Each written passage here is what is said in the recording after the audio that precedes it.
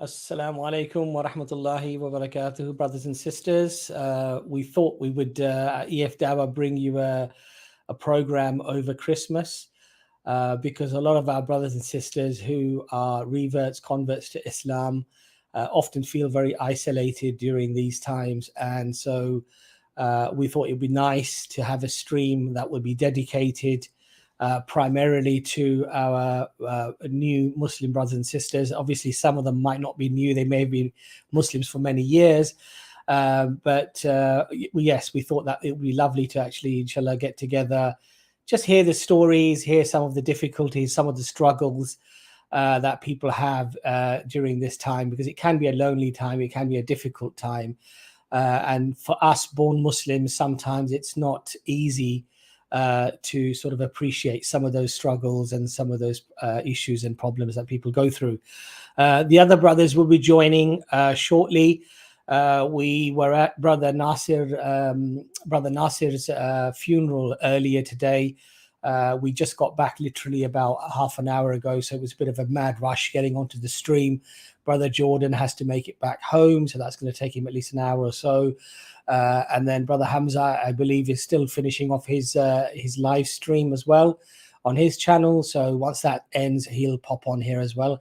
We have got a few other, mashallah, guests and EFDawah members that will be coming on later on as well, inshallah. So we look forward to that.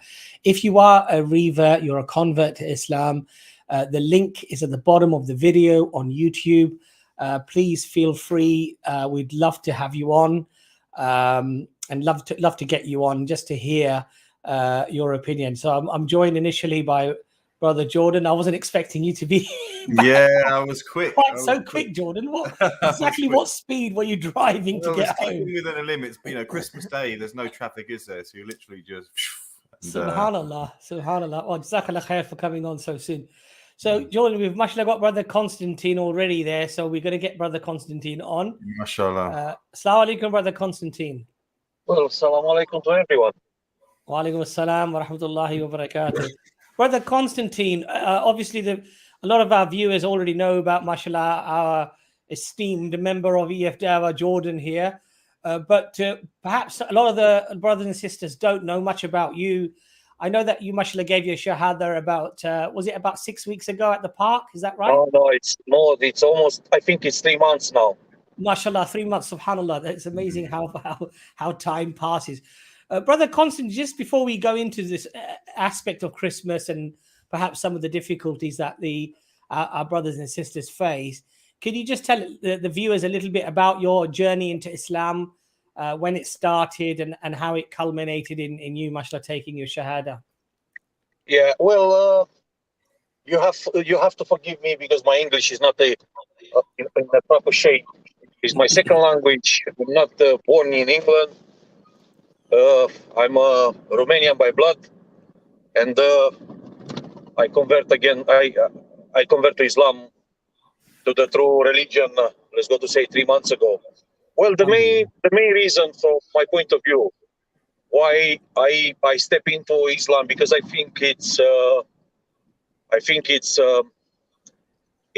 way of guidance and of guidance to the truth, of guidance to the freedom, of guidance to everything. You know, I see the things in this way. The reason why I became Muslim is I passed to a sort of let's go to say tragedy. I passed to something. In January, I became infected with COVID, and in that time I get sick, and I stay inside the house for more than 10 days, and I became more sick. And I'm alone in my bedroom. I have a hunting dog in that time next to my bed. You know, it's just that dog. My wife, it's in the other room. My son, I didn't realize it's getting infected as well. So I don't know for what reason. In the middle of the night, I'm struggling. I don't breathe very well in that time. My oxygen level, it's very low. And I'm not very, let's go to say, very religious person. Even though I born in a Christian family. I'm Orthodox in that time, Christian Orthodox. The Romanian as a country, probably 90% of them are Christian Orthodox. So I don't know. I push myself up, and I watch the ceiling, and I say only this: God say you're gonna give me another chance. I'm gonna be a better version of myself. It's like I say, I'm not finished on this earth. I have little kids in my house. I have my wife, and I say, well, I didn't finish here my path.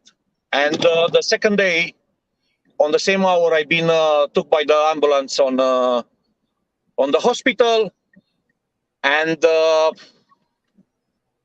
somehow I've been saved. I've been saved.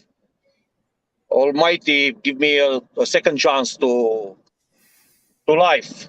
And in the same time, the best friend of mine, which I can see him as a person 100 times more better than me. It's a Christian. It's a Pentecostal Christian. It's as a human, is very, very nice as a guy. He's helping others, even say somehow he see in a wrong way, the faith or whatever. I can see him. He's very nice, and I don't know for what reason God choose me rather than choose him. So this give me a lot of things a lot of thoughts. Give me a lot to think, and I became Muslim. I convert myself to Islam after months and months of research. Nobody pushed me to, let's go to say, to Islam. Nobody, take me, okay, you have to get part. I don't know for what reason, after few months, after 4 or 5 months, I'm scrolling on YouTube for nothing important, and for no reason he pop up one movie with Hamza, one video with Hamza, and in that video is Hamza with Jordan, and I get fascinated, not necessarily about Islam in that time. I get fascinated by these two guys, the way how they explain the Islam. So they explain in such a way to make you to understand. And I come after 1 week or 2 weeks, I didn't meet them there. I stay in one corner and I start to study people to see what's going on there. And I saw Hamza with Jordan in that time there. So I approached them and I asked them, and they say a lot of things. I'm struggle. I'm thinking to Islam, but I never be sure. And I say, okay, let me think about this. I want to make the step. And after 1 week,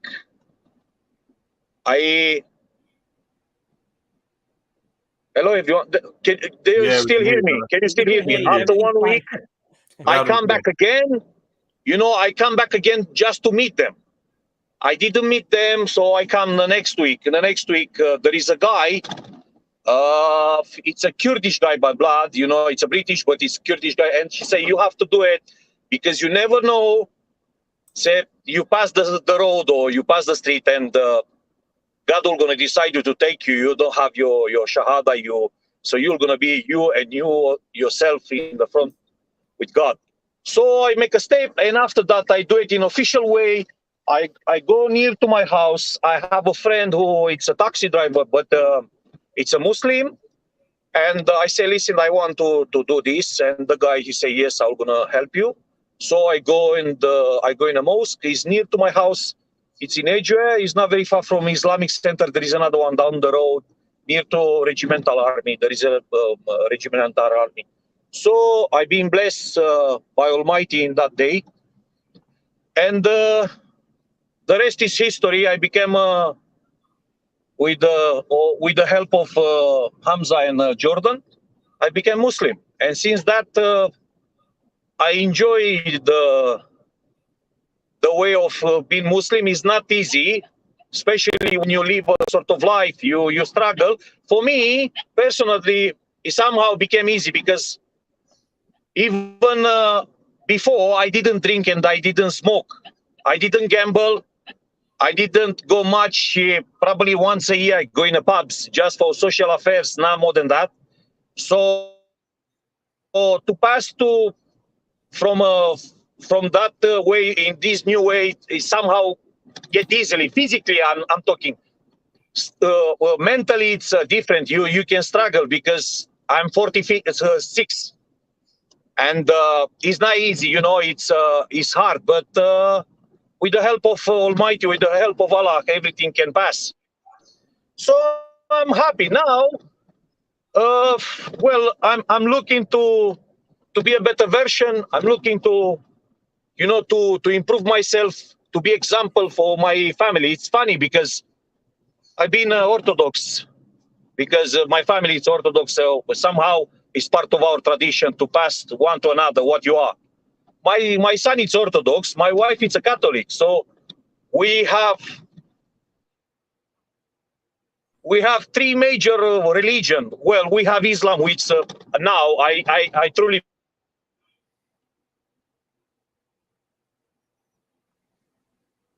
split into the Catholic. We're just losing you. Orthodox yet? We're just losing you. I think maybe if you switch your camera off, maybe they're just at the end, we're just losing you. So maybe just switch your camera off. It might allow the data to just come through a little bit easier. It'll be less of a load. Yeah, I think we've lost you, brother. But mashallah, I'm gonna go in a signal. We're gonna be. Yeah, I think we lost the brother, but mashallah, that was we got pretty much most of what happened to Constantine Jordan. And Jordan, this is what shows us, subhanAllah, and there was one of the comments there as well. It shows, you know, when we go to Speaker's Corner and we just want to do a bit of dawah, inshallah, hopefully Allah is pleased with, but we don't realize really the lives that it's reaching, the people that it's reaching, and the subhanAllah, the effect that it's having. It's very, very difficult. Assalamu alaikum, Hamza. Alhamdulillah. We just had brother Constantine. We just lost him because of the I think lack of internet. He was just explaining basically how he got COVID and how he was struggling through COVID, got quite ill. And then he just sort of turned to the ceiling, turned to God, I suppose. And he said, you know, if there's something out there that's better to better myself, you know, I want to better myself. I want to be a better version of myself, subhanallah. And then he said shortly after, he just came across a video of you and Jordan, mashallah.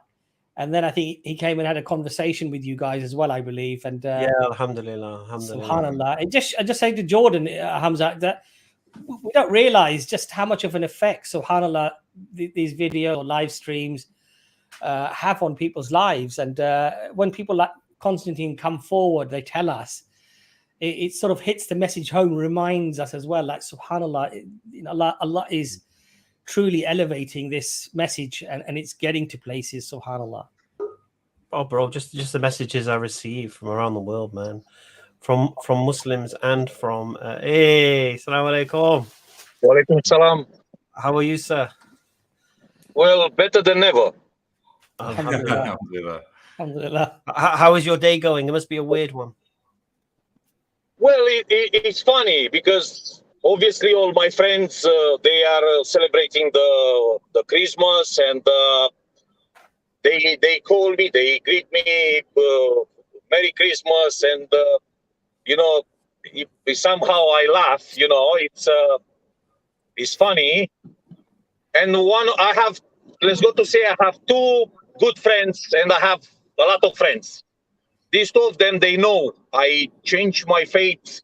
I go to the true one, and they didn't greet me. They just call me and say, "How are you?" And it's funny. My wife is still celebrating, and somehow I think he knows now. But it's hard for her. It's hard to digest, and it's going well. From my point of view, it's going well because, you know, I've been full of thoughts before, and I say, what's happening? And I say, well, now it's time to don't think too much about what the people they think about me, because in the end, when they're gonna pass, it's just me and with Almighty there. So I'm happy, but I'm still struggling with things, because it's Islam as a faith, as a religion, is not coming just with beauty. It's coming also with sacrifice, and you have to be strong enough to do that. Yeah, No, alhamdulillah, alhamdulillah. Especially because you're in a household that probably half is celebrating Christmas. Oh yeah, especially now. It's I'm for example, last night there is relatives of my wife coming to visit us, and they come, and they are devoted Catholic, and they are celebrating, and I try to excuse myself, and I go in the bathroom to do something, and my wife, I think, realized that I didn't be mean with them in the way, well, to push or to say something bad, because it's not my style, and plus I don't think it's a good thing, you know, to say bad things or to criticize. Well, to criticize, to insult, you can critique, but not to, because the people don't make any difference between, not anymore, about what is to critique other faith or to insult other faith. Yeah, And true. yeah, it's true, because most of the time we especially us as a Muslim, we don't get criticized, we get insult, and they don't realize they go back, they hide themselves in the back of freedom of speech. Yeah, all the time. And always I point that one out. So I'm going to say something, for example, something bad about, I don't know, about other sexuality orientation. You're going to be portrayed as a homophobic, but for them, it's allowed for them to say something about our beloved prophet. And it is not fair. But anyway, it's the Christmas is funny. It's first time when it's funny for me. I didn't even before, when I've been somehow just called by name Christian, you know, we didn't celebrate. I didn't celebrate in a religious way, because this is a different story. You know, the celebration became for Christianity part of a show. You get you celebrate. You say you celebrate the Jesus Christ as a baby, and yet you get drunk as a. You know, you get drunk, you go in a pub, you go in a club, you use drugs or whatever, and after that, with that excuse, you say, well, we celebrate Jesus Christ. You say this is your way to celebrate Jesus Christ. I don't think it's a good way. And the people, they don't realize, they just use that one to get drunk. Not anymore. They say, okay, let's go drunk. Jesus Christ being born. Yeah, that's a good point, Constantine, actually, that Christmas from a religious celebration has become very much about materialism, about shopping, and about often expensive gifts, to an extent where people sort of end up paying for it for months and months and months afterwards. They end up buying a lot of these gifts on their credit cards, which are probably all things that Jesus didn't want you to do, especially, you know, when he goes into the temple, Hamza, and he throws the money lenders that were doing usury, they were giving money on interest. Jesus clearly didn't like that. He completely thought that was unlawful. It was wrong. And you know, that's what people end up doing. So may Allah, you know, give everybody the hidayah and guidance. Brother Constantine, I think you raised some very, mashallah, important points. That you know, when you have a family and the family have always celebrated Christmas, you have to treat this in a delicate way. You don't want to upset people as well, and it doesn't mean that you water down your religion, but it does mean that you've got to realize that there's a transition, there's a transitional part for your family to sort of really understand and sort of get. I agree totally. You know, when I meet Brother Hamza on Speaker's Corner and with Jordan there, you know, I point out this problem, you know, and they say, well, you have to take slowly. You have to show, you have to show them, you have to lead by example. You have to show them how good you are, and they all going to follow you. And because nobody, most of the people, I have few friends that they say, well, you are crazy. You do that because something's happening with you, say along a few months ago, you get sick and now your mind is playing with you. And they say, listen, I didn't choose in that time, as a sort of my fear. I choose to become a Muslim after 8 months. I make my own research, and not only that, I have a call. When it says, like, when the boss is calling you, you take the phone and you answer, okay, boss is there, okay, you have to come. So for me, in that moment, I have a connection. Most of the people, they don't understand that one, especially they don't understand me because I'm not, even before, I'm not a religious person. As a Christian, and they think my mind is playing with me, and they say, oh, because your mind is playing with you, you do this. Well, I'm the same guy. I'm the same guy like before. I'm not drinking, I'm not smoking, so how come the mind is playing with me? The mind is not playing with me, but again, they try to do it in a different way. Anyway, it's a struggle for me now, because it's a struggle because sometimes I feel myself alone. Yeah. I feel. Can you imagine? I'm like a little island in the middle of the sea. And it's not just that one. The people can, get angry with you, get frustrated. It's like they can see me as a Judah. They can see me as a Judah who sells Jesus Christ in Christianity for some coins to be crucified. Brother Constantine, that's a really profound point, because this is one of the reasons why, mashallah, EFDawah, Jordan, myself, brother from Southampton also said that, would you guys do something over Christmas? Because there's a lot of reverts that are probably very isolated over Christmas, and we actually thought that's a very good idea, that it'd be nice to get as many reverts on to this stream as possible. And so if you are a revert to Islam, please do try to come onto the stream. If you don't want to show your face, as long as we can verify you in the back chat, in the backstage, you can switch your camera off, so you don't have to have your camera on. But if you are mashallah a revert to Islam and you have something positive to say to help brothers and sisters who are also in your position, who've reverted, just to give them a bit of support and a bit of help, mashallah, we would really definitely appreciate it. Brother Constantine, inshallah, you're not alone, brother. We're all your brothers and sisters. Now you have. Well, I know that. We are 1.5 billion, and we became more bigger. Inshallah. Brother Jordan, if I can get you in there. Does some of the things that do some of the things that Constantine has said, do they sort of resonate with you a little as well? They do. I mean, first thing to be said is that, brother, your English is better than you realize. We all understood, every 500 people in here understood everything perfectly with your story. So, but yeah, I think, to be honest, and I knew Constantine was, when me and Hamza met him, me and Hamza spoke after, and we're like, this guy is a Muslim already. He just hasn't taken his Shahada. Very good character and very strong. And I think, to be honest, he's already a couple of years ahead of me. Hamza remembers all the struggles he had with me, worried about what people think and things like that for a couple of years. Constantine seems very strong. And I like what he said about, taking it slowly. For instance, for me, if I convert to Islam and I tell my mum, you know what, Christmas is off this year, that would probably be the worst type of dawah I could ever give to my family. And the repercussions would be terrible. So there are compromises. You can, for my mum, she cooks us a halal meal and we go around and eat with her. And for her, that satisfies for her Christmas. We don't celebrate.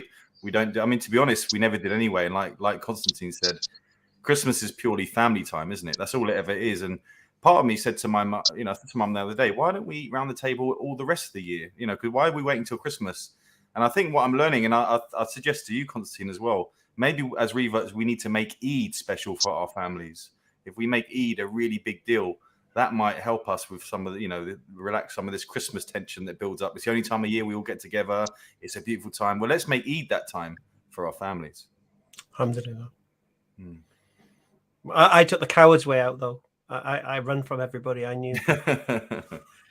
I left every friend, family behind and just started again. Did my little mini hijrah.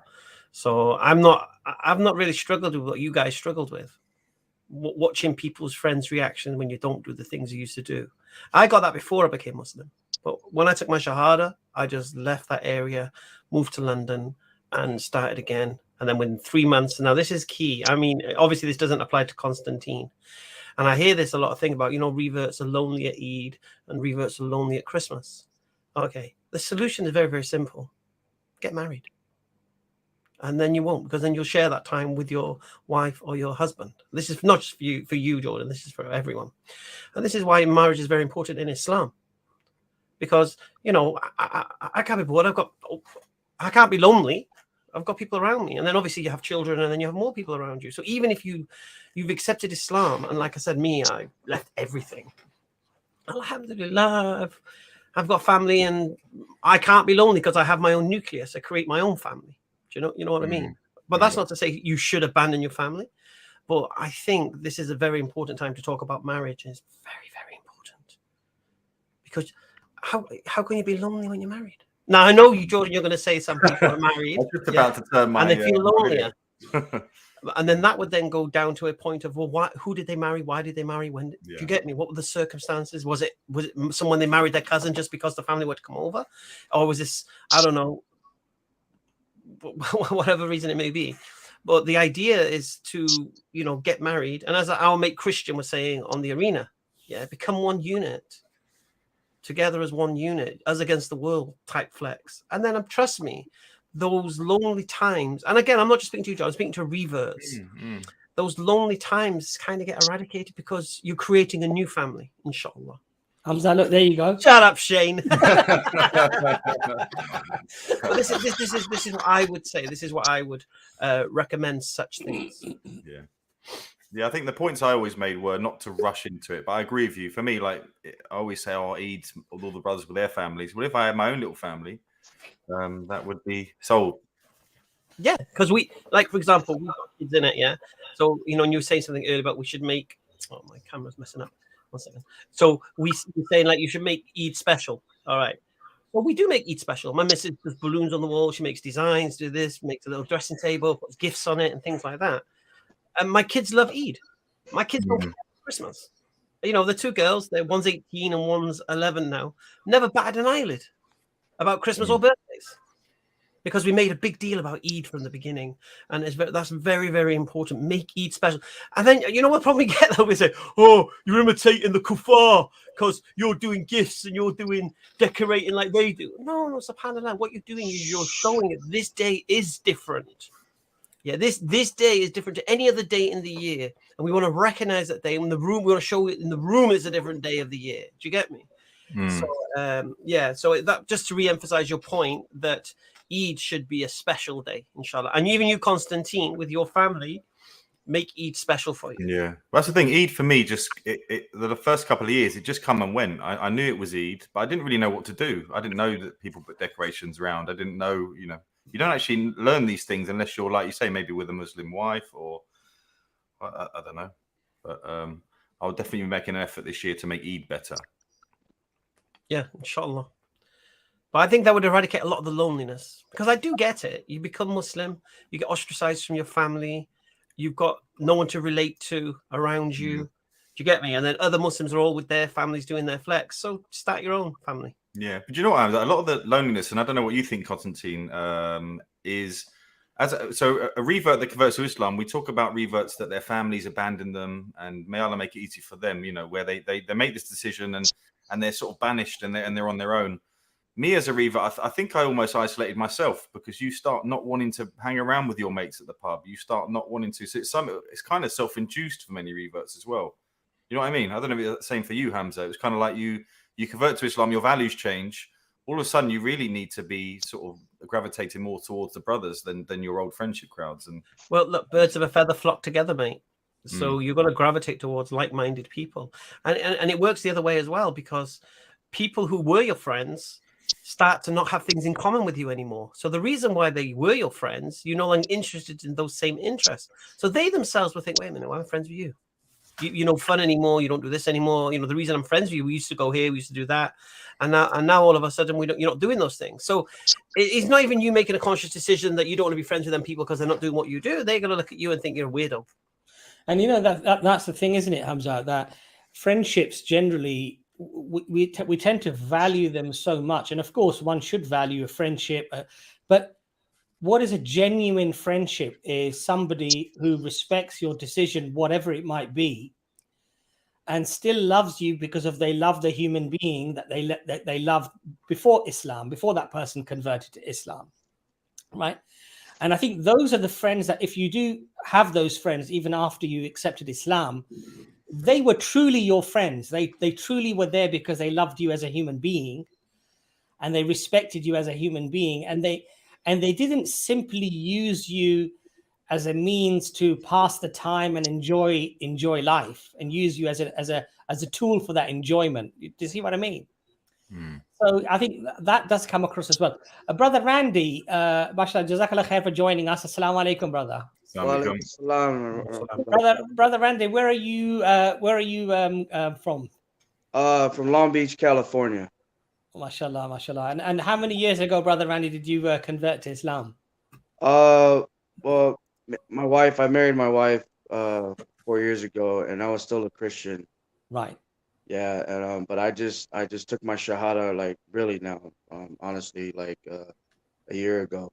But I've been studying Islam for the past 4 years when I was with my wife. Confused, but mashallah, I found the truth.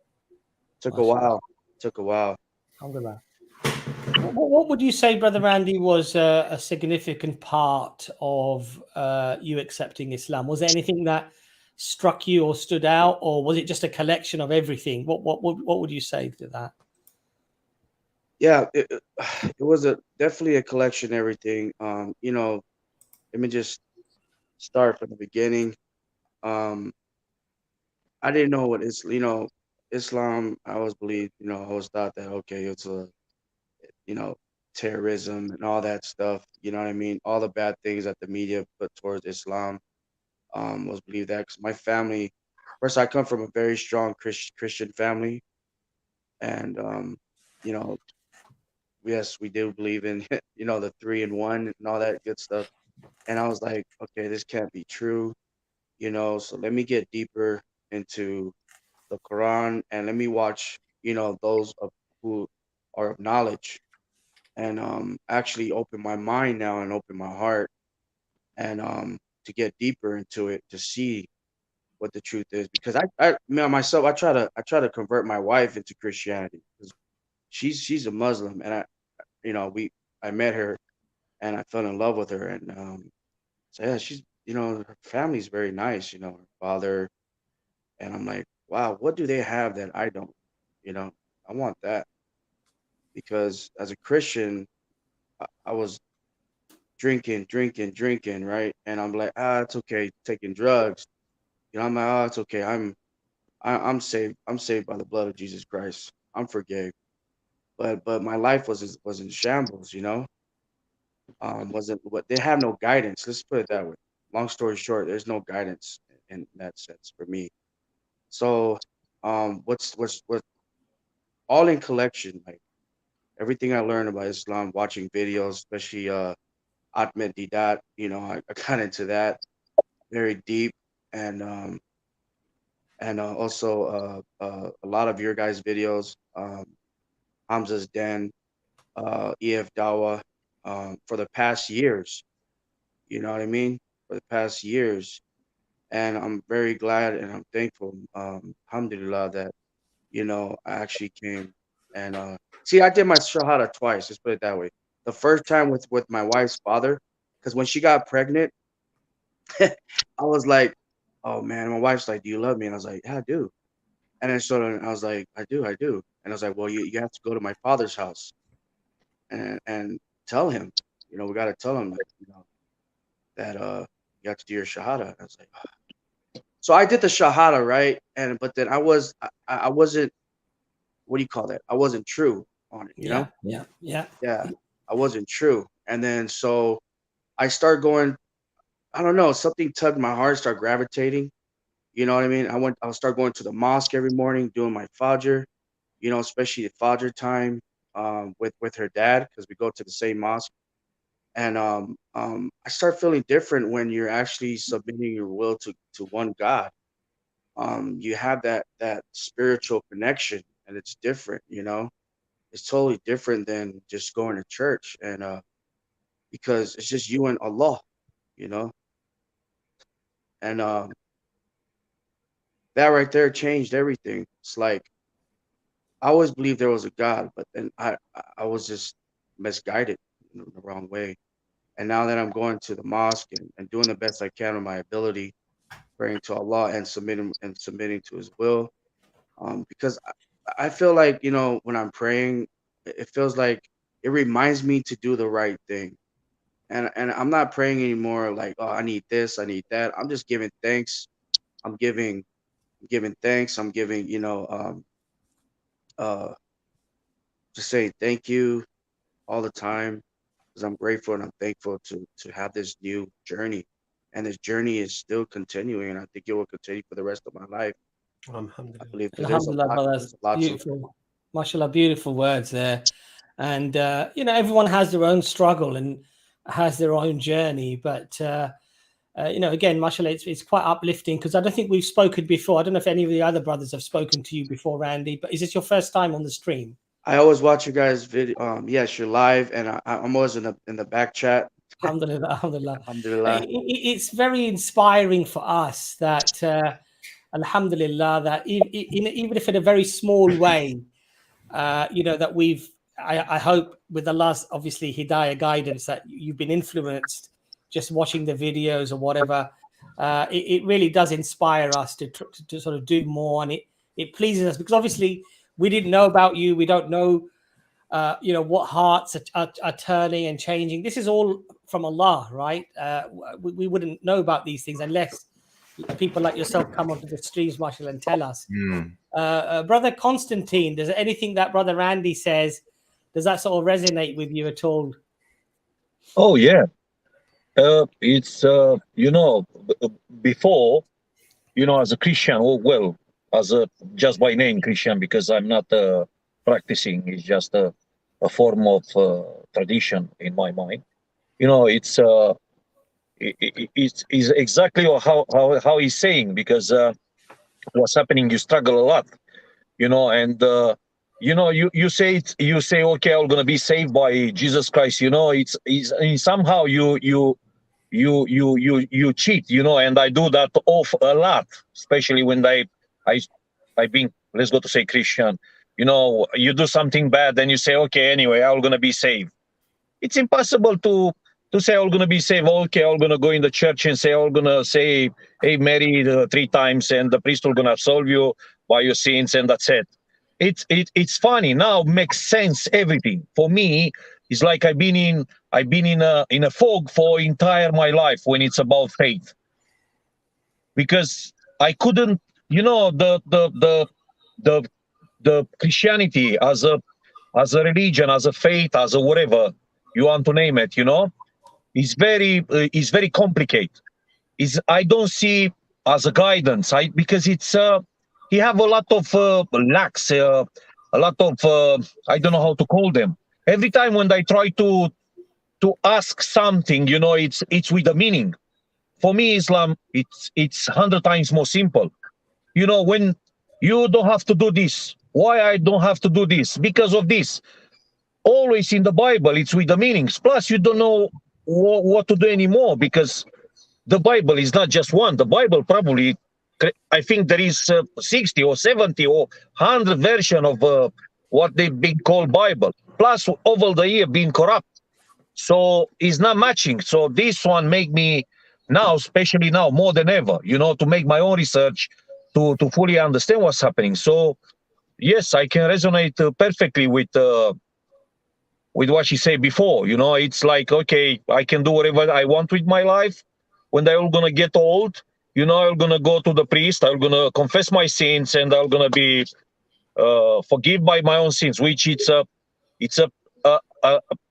enormous stupidity. And I don't know how come you have your salvation through the priest. Salvation comes straight away, you and your Almighty. Now, even before I question them, even say I'm not, let's go to say a practicant, a Christian practicant, I question them and I ask them, why I have to go to a priest to confess my sins when Almighty is my Father, is my Creator? It don't have any sense, no logical on this one. It's like I have my Father, I make a bad things, and rather than go to him straight away, I go to my neighbor. And they say, please, can you tell to my Father I make something bad? Don't make any sense.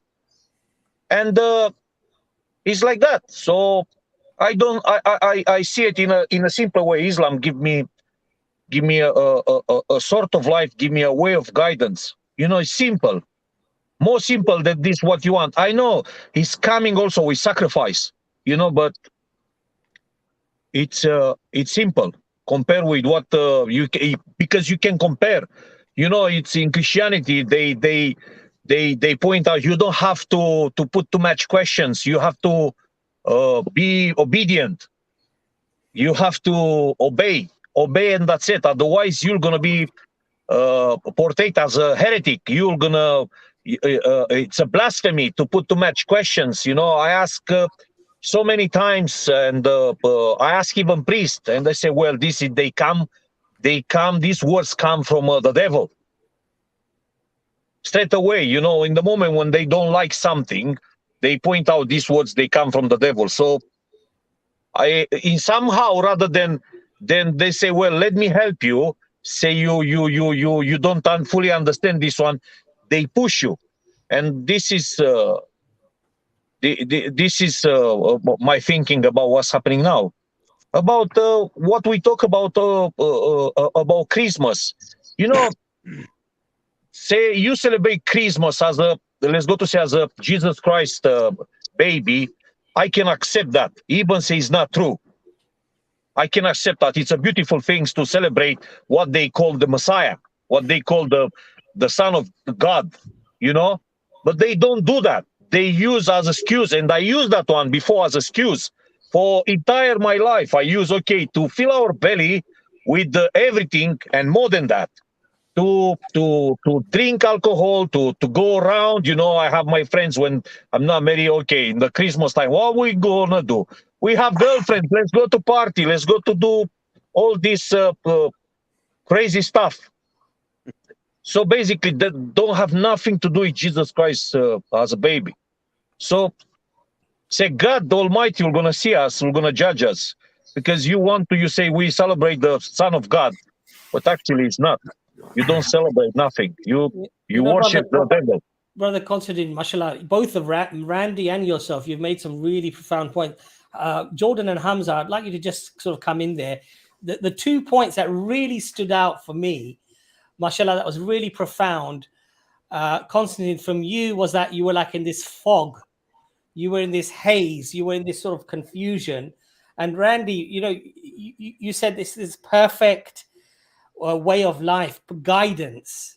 I think Brother Constantine mentioned that as well, that this confusion and that this pure, simple, understandable, relatable, guidance. Jordan and Hamza, can you sort of, because I remember, Hamza, a lot of what you said in terms of your conversion to Islam, reverting to Islam, was that, you know, you said you stopped drinking for like months and months, a year or so before you were even accepted Islam, because you could actually see the effects of what was happening with drink and drugs and these sort of things. And I think, Jordan, you mentioned many things like that as well. So Hamza, do you want to come in there? And then Jordan can. Yeah, what happened to me, I used to visit my friend in London because I'd worked with him. Yeah. And I didn't know they were doing dawah to me. And it was funny, every time I went to visit him, these two guys used to always turn up visiting him. Oh, you're here again, kind of thing. So so being polite, have conversations with them. And one of the conversation was about alcohol. And I was like, okay, what's wrong with alcohol? And we had this massive discussion. And I was like, that makes sense. That makes sense. Oh, and then so that was at that point, I said, you know what? I ain't drinking no more. Yeah. Of all the points that got brought up, sorry, forgive me, my camera's messing around. For all the points that got brought up, I just concluded that alcohol is wrong. And this was 2 years before I became a Muslim. This was me going, wow. Now, that didn't mean I didn't go to the pub. That didn't mean I didn't go to weddings where alcohol was being served or places like that. It didn't mean that. It meant I wasn't drinking. So it was kind of worse because I was actually going to places where people were expected to drink alcohol. And I was choosing not to drink alcohol. My sister's wedding, everyone's drinking. And I'm like drinking water or Coke or whatever. You know, and I've said this story many times. I ended up in a fight in a local pub because I wasn't going along with what the people were doing. Because they would, you know, why aren't you drinking? Or because I don't want to drink. Yeah, but you're not driving. I know I'm not driving. Yeah, so why are you not drinking? Do I have to drink? Yeah, you should be drinking, this or the other.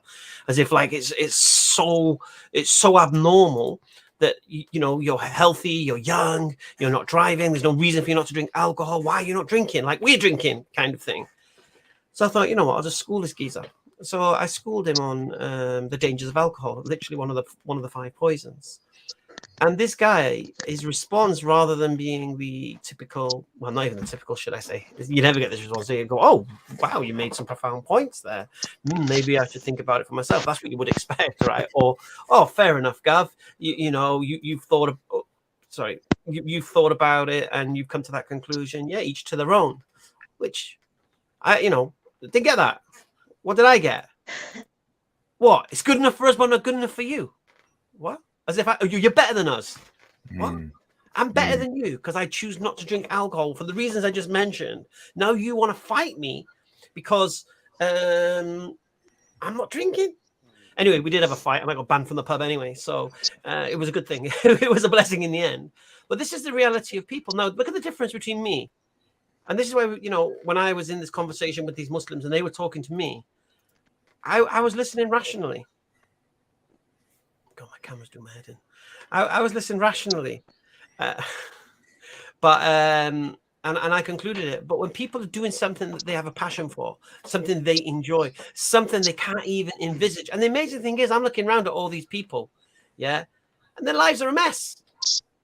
Their lives are a mess. Yeah. Their relationships are in tatters. They're always in the pub, drowning their sorrows. Do you get me? And I'm thinking, this is it. And what really nail in the coffin for me was I'd already stopped drinking. Anyway, so I volunteered to work in this pub on Christmas Eve, and I'm working in this pub, and it's on a council estate, so everyone who's coming into the pub, old people, young people, this, that, neighbors or whatever. And when you're not drinking at all, and you watch the transformation in people, it's another level. It's scary. People become, old men are like paranoid, looking over their pints. Women are like screaming banshees, and you're just like, wow. But if you were drinking as well, you'd be amongst that, yeah. So you wouldn't know what's happening because you're a part of it. It would be normal. It's only when you stay in the real world and watch all those people escape, you're like, flipping heck. Do you get me? So, I would say anyone in the chat who's not a Muslim, stop drinking.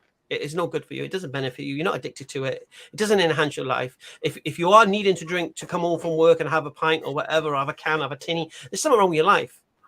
What I used to say when people used to say to me, "Why don't you drink?" And I'd be like, "I'm high on life, mate. Yeah, I don't need to escape my existence.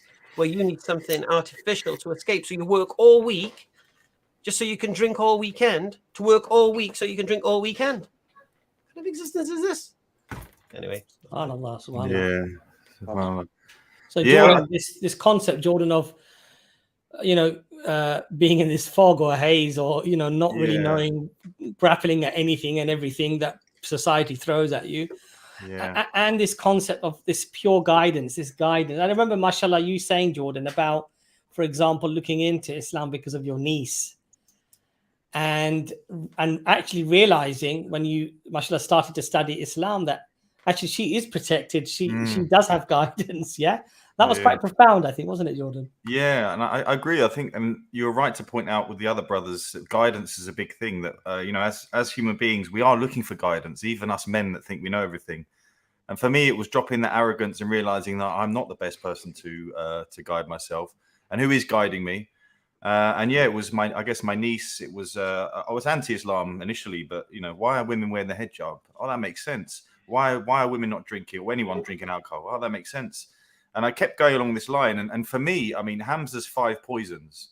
For me, as an Englishman in a society I live in, forget any. And this is me personally. I'm talking about no Christian dower I needed. For me, Christianity was dead before it started. For me, because Trinity didn't make sense. Original sin never made sense. Two geezers get married in a church. Sorry for being blunt, but that's the reality. So for me, Christianity had sort of lost its way anyway. And Hamza's 5 poisons, it's drugs, isn't it? Drugs, alcohol, sexual immorality. What's the other one? Gambling. I always forget one at the end, but you're on mute, Abbas. And interest dealings. Yeah. Interest dealings. I mean, as an Englishman, when you look at how each one of those things are destroying the society you live in, and Islam is the only thing that's really prohibited in it. To the layman, they might say, well, it's obvious, you know, these things are obvious. But in reality, our governments and our leaders are encouraging us to do these things. Islam is actually saying no. So for me, the guidance of Islam was definitely an attraction. I was like, wow, this is amazing guidance that should be for human beings. And then it forced me to look into, well, who is giving this guidance? Who is Prophet Muhammad, peace be upon him? And for me, there was no looking back from there. So like I said, for me, it was total guidance was really the thing that led me into it, whether it's guidance for women, guidance for me. And so, yeah. Brother Constantine and Brother Randy, Jazakallah khair for coming on the stream. We're going to get, inshallah, some of our other brothers and sisters on. But it was really, mashallah, lovely to see you again, Constantine. And may I point out something? Because I want to say something just for 1 minute. Please. Well, for the last 2 weeks, you know, I have these thoughts about, well, I want to go in Saudi Arabia next year. I want to see Mecca. And I want, because Jordan pointed out about, you know, the guidance and the connection with Almighty. It's funny because I'm thinking about this for the last 2 weeks. And I don't know, I go in, I go in Speaker's Corner. And I'm thinking about, well, I want to go, but I'm struggling financially. My wife wants to go back in Philippines to visit his dad. And I'm thinking about how to make more money. Okay. You see, somehow Almighty is working with us, and you don't know how. And now I realize that, because for no reason, for nowhere, next to me come a little. Let's go to say not a little guy. It's little compared with me. Let's go to say probably it's half of my weight. And see, listen, I saw you with Jordan and Hamza in the video. I like you so much. You are a nice person. And I say, oh, thank you, you know. Can I have a picture with you? And I feel like a rock star, you know. Well, you want to have a picture with me, you know. Okay, let's go to have a picture, I say to him. Okay, I have a picture. The guy, I didn't realize the guy is Saudi. He come with his wife there. He say, well, this is my friend. I say, salam alaikum, sister. Well, okay. And after that, the guy start to ask me, so how you feel? What are you doing? And I say, well, I'm okay. So what you think about Islam? And I say this and that. And then say, I'm preparing myself. I don't know how to, I want to, but again, I don't know who is that guy. I don't know. And they say, I'm preparing myself. I don't know how, but I want to have a journey in Saudi Arabia, in Mecca. Say, listen, say, want to go, just tell me, and I'm going to prepare everything for you. Oh, we change our number, and he pop out from the social media. I don't want to give his name because maybe he don't want to, I don't know. You know, he pop out. He's very important as a person. Even his father, it's a high rank in the Saudi. I became shocked. I say, want to go to Mecca. I don't know how. And somehow Almighty is working a different way. You know, he make me, and I get shocked. He say, well, just tell me in WhatsApp when you want to come, and I will gonna do everything for you to be in somehow easy here. And you know what, Constantine? When they say these things, they're serious. Yeah. Yeah, no. They're 100% serious, bro. They'll take care of you, mashallah. Yeah, because when we went I don't gonna repeat his name, but he pop out. It's a doctor. It's a doctor, and his family is quite big because I saw in social media. And I became shocked. I say to myself, look, I question myself how I'm going to go there. I want to go there. And for no reason, this guy appeared next to me next week and say, well, so you want to go there? I can help you. Constantine, you're not going without us. Yeah, we're going with you, bro. We're coming. Honestly, I've got to experience you experiencing Mecca and Medina. Yeah. Anyway, I'm going to let the play for someone else. Guys, brothers, no guys, sorry, brothers. What can I say?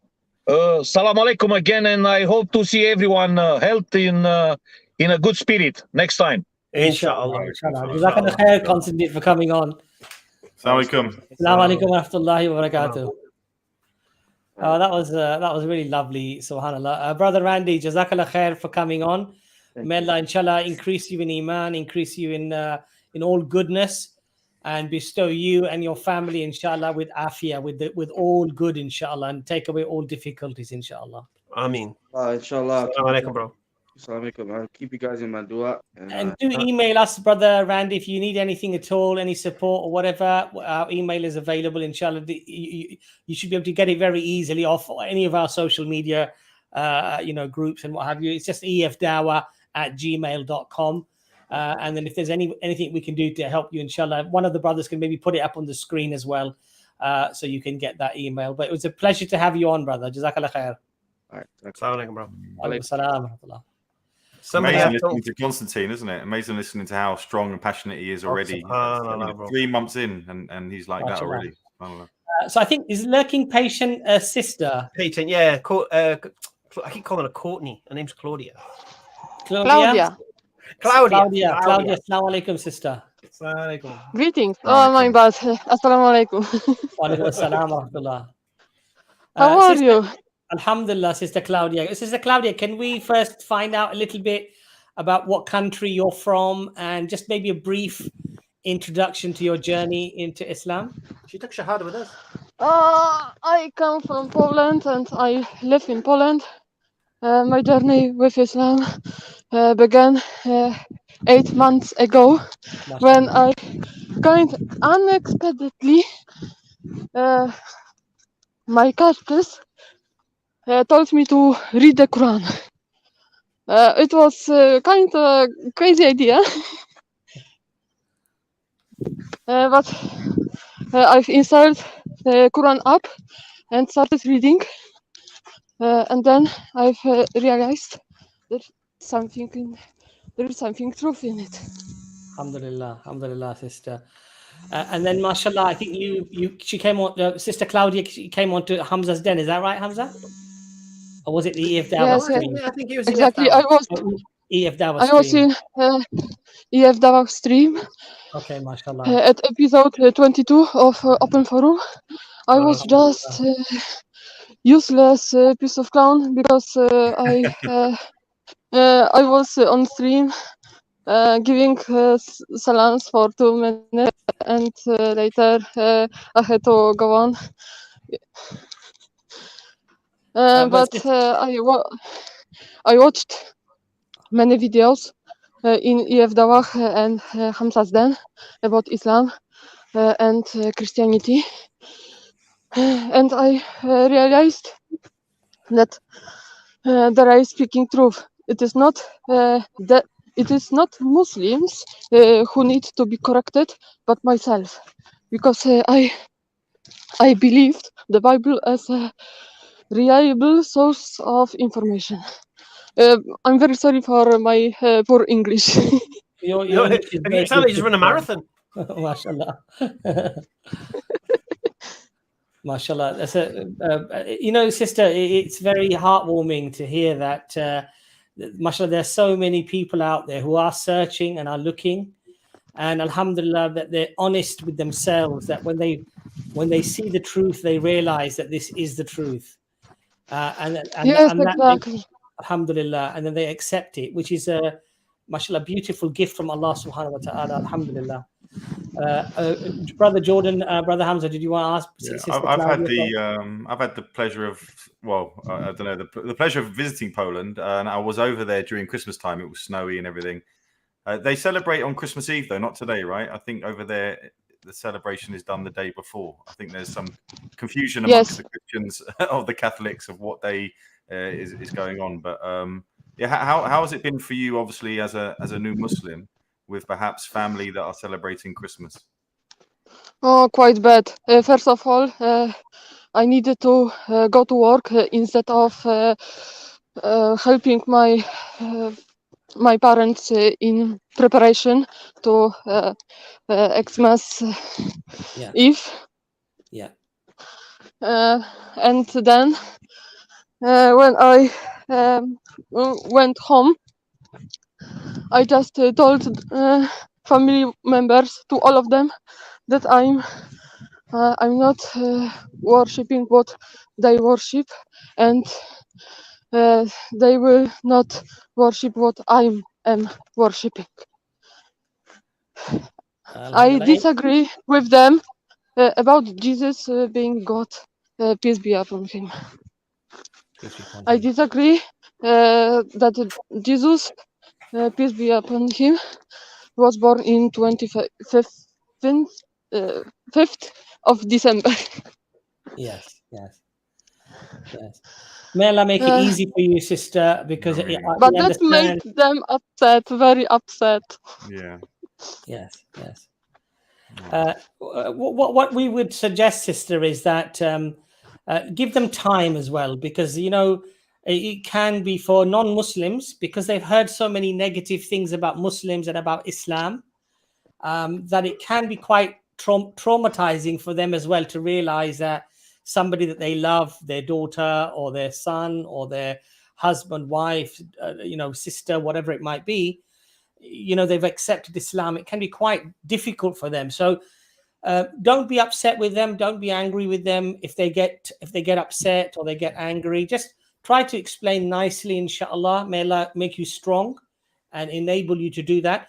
And also give them time, because these things take a little bit of time for people to absorb, inshallah. And above all, we always recommend to our brothers and sisters, and I'm sure that you are, mashallah, doing that, is that just lead by a good example. Just be kind and be true to Islam, inshallah. And they will see that. They will definitely witness that firsthand, inshallah. Yeah. They don't know that I'm a Muslim, to be honest. I understand. Yeah. Yes, I don't want to break their hearts, because you don't have to tell them this straight away.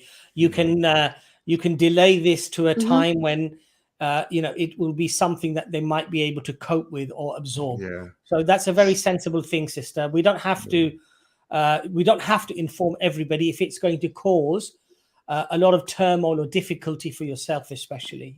Yeah. No, there's no doubt, right, that your family love you very much. So there's no question about that, right? And so they hear about this thing, and I think the only way they're really going to be happy about Islam, because in my experience, they're not going to go and read the Quran for you or anything like that. They're going to be looking at you like, how is this helping? Is it Claudia, isn't it? Claudia? Yes. Yeah. So, and if they see you as a better person, if they say all of a sudden you are spending more time with your mum, all of a sudden you are doing better things, your behavior's improved, they see you worshiping God, they see all these things.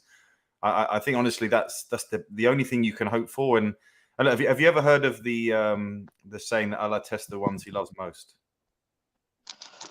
First of all, they absolutely don't know that I'm a Muslim, but they know that I'm interested in Islam. They are already disturbing me in prayings. Because of that, I need to go outside house to pray, and I'm praying even in a train, because I can't pray in a house. Someone is walking, is pushing me, telling me don't do this. I've heard some unbelievable things about Islam from them, like Allah was created by Muhammad, peace be upon him, and Allah is not true God, is false God. Muhammad, peace be upon him, a pedophile. Yes, they were mocking him, insulting him. But I can't get enough. Sister Claudia, if you email us, inshallah, because I think we do have your email address. Are you already on the sisters group, Sister Claudia? Not yet. Okay. Hello, am I in the show? Yes, you are, Ali Dawa. Just give us 1 second. Yeah, I can barely hear you guys. Hello. Sister Claudia. Can you guys hear me? Yeah, we can hear you. We can hear you, Ali Dawa. I can hear you. Yeah. Sister Claudia, what we will try to do, inshallah ta'ala, is we will try to give you some support in Poland, inshallah. Yeah. And that way, maybe you can have another sister there, someone who's perhaps local, not too far from you, and that you can, inshallah, support one another, give each other some support, because it's very important. About your prayers, and you just do your best, sister. Don't let it stress you too much. Just do your best. Allah expects only what you can do to your limits. Whatever you are able to do to your limits, alhamdulillah, you do that. And don't let these things upset you. Inshallah, time is something that will help things to become better for you and smoother for you, sister. Exactly. I need much time. Inshallah. So inshallah, don't let this get you down, and know that Allah subhanahu wa ta'ala, He sees your struggles, and whatever difficulties that you're going through, Allah sees that, and inshallah ta'ala, Allah will reward you, and Allah will make things easy for you. So one of the things that we'd like to say to all the brothers and sisters who are watching is, do pray for our not just our Muslims who are suffering around the world, and there are many Muslims who are suffering around the world through wars and famine and what have you, but also do remember our brothers and sisters who have just come into Islam recently, and they do have struggles that perhaps most of us, if not all of us really, who are born Muslims, we probably wouldn't have really seen. So please remember our brothers and sisters in your dua. Sister Claudia, did you want to add anything else, and Hamza and Jordan, before we get the other guests on? I just wanted to ask Sister Claudia. Yes. Is Sister Ragad in touch with you? Yes, we will have. She's teaching you the prayers, yeah? Once again? She's teaching you the prayers, yeah? That's right, if I'm not wrong. Yes. How to pray and other stuff. Yeah. She goes everywhere, Ragad. MashaAllah. I'm actually trying to remember short surahs. I can recite surah number 103, 114, 113, 112, 111, 110.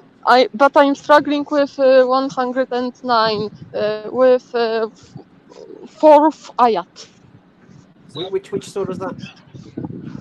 Overall, these surahs, number 109 and 111, are challenges in vocal. In vocal? What's 109? Yes, but sometimes letter A sounds differently than other A with upper line. I speak about transliteration. Yes. I'm trying to think how I memorized that one, because it's like قُلْ يَا أَيُّهَا الْكَافِرُونَ لَا أَعْبُدُ مَا تَعْبُدُونَ وَلَا أَنْتُمْ عَابِدُونَ مَا أَعْبُدُ وَلَا أَنَّا عَابِدٌ مَا عَبَدتُّمْ وَلَا أَنْتُمْ عَابِدُونَ مَا أَعْبُدُ. So one line repeats itself. So that's how I remember it. So I mean, there's lots of videos on YouTube of people reciting the Quran, and you can follow that as well. And what you can do is write it in Polish or write it in English if that's your mother tongue. And that way you can, inshallah, learn it as well. But mashallah, it was a real pleasure having you on, sister. Brother Jordan, Brother Ali, do you want to add anything before we let sister go? Yeah, for me, I guess. From what can you guys hear me? Yeah, yes, go on, Ali. Sorry, yes, Rob, go on. Did you ask me? Did you ask me or Mike to speak first? No, you can say it, Ali. No, was it for Jordan? No, it doesn't matter. You or Jordan, it's fine. Go on. Okay, because I thought you said me. That's what I can kind of hear you guys. No problem. Yeah, but I think Jordan. Are you in a cupboard, Ali? Are you in a cupboard? EFDawah, why is it that on your channel we can see a nice crisp EFDawah and a beautiful background, and we get all the full effects, and we can see the little hairs coming out of your nostrils and everything else, and then you come onto EFDawah stream and there's like little EFDawah with a bandage on his arm. Put your turkey down. Step away from the turkey. Yeah, and concentrate. Oh, there we go. Look, can you hear me? I'm in a car. He called me. Oh, no, we can hear you. We can hear you. Go on. Hello. Yeah, I'm on the way to Leicester. All right, mashallah. Okay. Yeah, that's why it was wrong timing, but I'm gonna join properly, inshallah, next time. But yeah, Jordan, yes. What advice would you give to the sister? Yes, I guess for me, I mentioned earlier about Allah loves test the ones He loves most, and I think it's when you convert to Islam, many people can think that all of a sudden everything's going to be easier, but in fact, it could sometimes be the opposite. And I think for me, every revert story I know, once they get through those tests, you trust in Allah and get through those initial tests, there's some beautiful things around the corner. So I guess my advice would be hang in there, trust in Allah, that know He's with you, because it sounds like what you're going through is very difficult. And yeah, may Allah make it easy for you, sister. Mashallah, mashallah. Okay. Step away from the It was a pleasure to meet you. Jazakallah khair. Thank you very much. It was my pleasure as well. Assalamu alaikum. Alaikum assalam. Take care, Claudia. Yeah. So to be fair to EFDawah, I've been hounding him, like, come on the stream, texting him and stuff, and I know he's on his way in a car, and I knew that already. I know, but he's got a picture of him being broken. He's got like a bandage on his arm. That's him looking tough, isn't it? They're trying to break me, but they're not succeeding. Ali, so whereabouts are you on your journey to Leicester? How far up have you got so far? I am in about 10 minutes, I think. Yeah, 10, 15 minutes. 10 minutes to go. Alhamdulillah. Yeah. Well, we're doing a dining to Jannah. Dining to Jannah on Christmas Day. Is it a Christmas meal? Yeah, we need. I mean, it depends what you do. Kind of a Christmas meal, you know what I'm saying? If you can prove your evidence from first principles, please. No, I'm joking. Yeah, we've got Hamza. We're waiting for Jordan and Brother Abbas to dine into Jannah next, inshallah. Inshallah. Yeah, nothing spicy for me. Yeah, nothing spicy. Oh, don't say things like that, because now he's going to take you for spicy food. Yeah. Yes. Brother Ali, just give a bit of advice to our other brother converts and sister converts, in terms of how to cope through this season of Christmas, because it can be quite lonely for our brothers and sisters. Obviously, Ali's a revert. Not many people know that Ali's. No, Ali reverted about 10 years ago, 12 years ago. Is that right, Ali? I think it's going to be 9 or 10 years. It's going to be 9 years, I think. Actually, that's very interesting. What's the date today? 25th, isn't it? 25th, yeah, 2 days ago. 2 days ago, it was 9 years. Mashallah, mashallah. So Ali, mashallah, you reverted to Islam 9 years ago. Did your family? Did they? Were they Christian, or were they just non-religious? No, my dad is agnostic. My mom, they're Alawis, but they don't really follow it. It's more of it's more of something they just identify by. But if you look at Alawism, it's they actually have no doctrine. It's a very quiet. It's like a philosophy. They just say, because when I say to them, okay, why don't you guys follow Ali if you believe in him? Yeah. Sorry, Ali, I think we've lost you. Maybe if you switch your camera off, I sort of encourage you to put your camera on, and I think we could leave him on that. We could leave him on that screenshot. Yeah. Sorry, Ali, go on. I think, yes. You're doing a light bulb dance there. Sorry, go on. Yeah. Brother Ali, I think we've lost you. We've lost you. It's murder trying to do a live stream with somebody on a phone in a car that's going through different areas. No, it's difficult, very difficult, especially on StreamYard, because it really sucks the old internet dry completely. Yeah. Yeah. Brother Ali, Jazakallah sorry, khair for guys. Yeah, coming I'm on, trying to- inshallah. We'd Okay. like to get you on again, obviously, when you're in a better place where we can get a better Inshallah. reception. But Jazakallah khair for coming on, Ali. Yeah, where's the wedding documentary, Ali? I think the connection Yeah, is that really time bad. to run. Make your excuses and leave, Ali. So we've got Brother Emmanuel, I think, next. PS Dragon, I think, brother, are you Muslim? I think you're not a convert, if I'm not mistaken. So we've sort of reserved the stream for brother who's reverted to Islam. The only non-revert allowed on the stream is me at the moment. So I feel rather special. I don't know if I should. Brother Emmanuel, welcome to the stream. Oh, hello. Can you hear me? Yes, we can.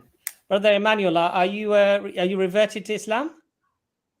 Yeah. I became a Muslim 6 months ago, around June. MashaAllah. And what were you before that, brother? A very strong Christian. Really, yeah. And can I ask, Yeah. what was it that? Are you from the UK? From your accent, it does come across very UK. Brother Emmanuel? Oh, yeah. Background's Nigeria, but I was born in the UK. Born in? Oh, sorry. Can you hear me? Yes, we can. Sorry. Born here, but my background's Nigeria. Okay, right, lovely.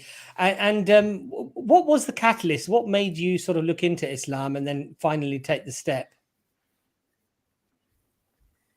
Okay, so to summarize it in short, I had doubts about some concepts in Christianity when I was in college. One of my closest friends spoke to me about Islam. We always talked about prophecies in the Quran. He talked to me about. I was interested in it. We had some conversation about Christianity and Islam, and from there, he just kept on speaking to me about it. Then from there, he eventually talked about the Trinity to me because I was a very strong believer of the Trinity at the time. And then he told me some scriptures, so many scriptures, why the Trinity is not true. Like he told me about Jesus said the Father was greater than him. Jesus bowed down and prayed to God. I saw all these verses and I started to get skeptical about the Trinity. Then after that, I looked into the Council of Nicaea. Basically, he was the one that infiltrated the idea of the Trinity 300 years after Jesus. Then from there, when I looked into that, I stopped believing the Trinity. I became more of a Unitarian Christian, which is group of Christians that don't believe in the Trinity. Yes. I started to go to their streams and stuff, and then from there, obviously, I'm still a university student, but in my first year of university, I met another brother. He was also a but he became a Muslim 4 or 5 years ago. Okay, much. So you met another brother at university, and from there, who'd also reverted to Islam 4 or 5 years ago. I'm just repeating that because you just cut out a little bit. And then, so your journey was continuing as a consequence of that, I suppose, interaction or discussion. Is that right? Yeah, basically. And eventually what happened is that I met someone at Oxford Street with my friend, basically. And this guy gave us dawah for straight 3 hours. And from there, I asked some questions. He answered them effectively about the crucifixion, things like about Paul and all those type of things. Then he gave me straight up facts about Islam, and he gave so many facts and so many things I couldn't deny. So it would be arrogant of me to deny it because I came with an open heart. And from there, basically, I decided to take the Shahada, but similar to the brother's story, but I felt a bit pressurized to take it at the time. So I decided to do this. I decided to do 3 days further research into the crucifixion of Jesus, about Paul, and so many different things. And then from there, I decided to take the Shahada again, but I went to the mosque and to do it instead with my friend that took me there. Alhamdulillah. Alhamdulillah. So you know, Brother Emmanuel, alhamdulillah, that's over my story. Alhamdulillah, what's very interesting, brother, is that this notion that people have, that people take this decision on a whim or they take it very lightly. They don't really know about Christianity. They don't really study. Otherwise, they would never change. I mean, when brothers like yourself come forward, what it shows is that you had a strong belief in Christianity. You believed in the crucifixion. You believed in the resurrection. You believed in the Trinity. And you studied it. And it was the studying of it that actually brought you to Islam, which is, mashallah, the exact opposite narrative of what people assume that people do when they come into Islam, you know. Yeah, so true. And as it says in the Quran, Allah guides who He wills. Basically, as long as you have an open heart, Allah's always going to guide you no matter what. And if you put a seal in your heart, Allah puts a seal in your heart. Say, absolutely. Brother, can I ask you about Christmas and how are you coping with the dynamics of obviously family and coming from a Christian family? I would imagine that they were quite active around Christmas. How have you navigated that, if I can ask you? Oh, that's a very tough one, to be fair. 'Cause obviously, my mom was a very, very strong Christian. She's a pastor, in fact. Okay. And obviously, I told her me being a Muslim about a month ago or so. Okay. And she's still very against it. Right. Like, she has some misconceptions about it, but I'm being radicalized. Why am I not eating her food? Yeah. She feels like Jesus is our Lord and Savior, all those type of things she's saying. Tell her to give us a call, mate. And yeah, she just... Oh, so what did you say, Hamza? Tell her to give us a call. We'll put her straight. I think my mom is so stubborn. I don't think even you guys would be able to speak to her. Oh, I speak to some stubborn people. And you know, the thing is, you see, you think your mum is stubborn because you're speaking to her and she's to change your nappies. She ain't going to listen to you. Yeah. But other people, it's a different story. She's looking at you thinking, who you to tell me what to do? Do you get me? How do you, you know? And it's the same with my father. Same principle, because it's like the young buckers exceeding the stack. Do you get me? And you know, he was the one when we were kids, used to play Trivial Pursuit, get all the answers, be so knowledgeable, be the guy that we'd go for all the questions. And now all of a sudden, he's being questioned, and he's thinking like, who are you to question me? Do you get me? So maybe you listen to other people. So you should get other people to speak to your mum. Yeah, definitely. Inshallah, I'll definitely will. And obviously, most importantly, I just have to keep making dawah, that Allah makes it easy for me and for the rest of the weavers that go through things. And Brother Emmanuel, mashallah, you know that the significance of the, you know, mashallah, you're a very sensible young man, very educated, mashallah, and you're well on your journey to become, inshallah, more educated. But the stature of our mothers and our fathers in Islam is incredible. And it doesn't matter, even if they are non-Muslims. And so, inshallah, deal with her with kindness. And inshallah, pray to Allah that Allah opens up her heart. And just tell her, actually, Mom, you know, I looked at these things here and they seem to resonate. Have I got it right? Have I made a mistake? Mom, why don't you look at these things and tell me where I've got it wrong? And let her listen to particular streams or particular arguments. And then and maybe open up that conversation with her. But if she comes back with very, very sort of strong conviction, just be calm. Don't worry. Don't feel that you have to win an argument with your mother. Just be kind and say, okay, I'll think about that. I'll look at that. Mom, what about this? I saw this as well. What do you think about this? And just maybe try to do it in that way, inshallah. Yeah, definitely, inshallah. Obviously, the rest of my siblings are not against Islam, so I have a lot of support, actually. Obviously, what I've said to my mom on a one-to-one conversations that I had to kind of sugarcoat it, but I said to her, as of now, I'm a Muslim. I'm not sure whether I'll die as one, but I feel like this is the right path for me as of right now. Alhamdulillah.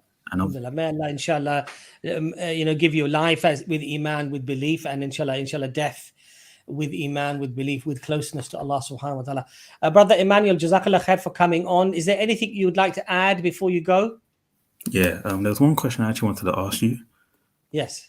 So obviously, in terms of regarding halal food and stuff, I told my mom many times that as a Muslim, I cannot eat food that's non-halal.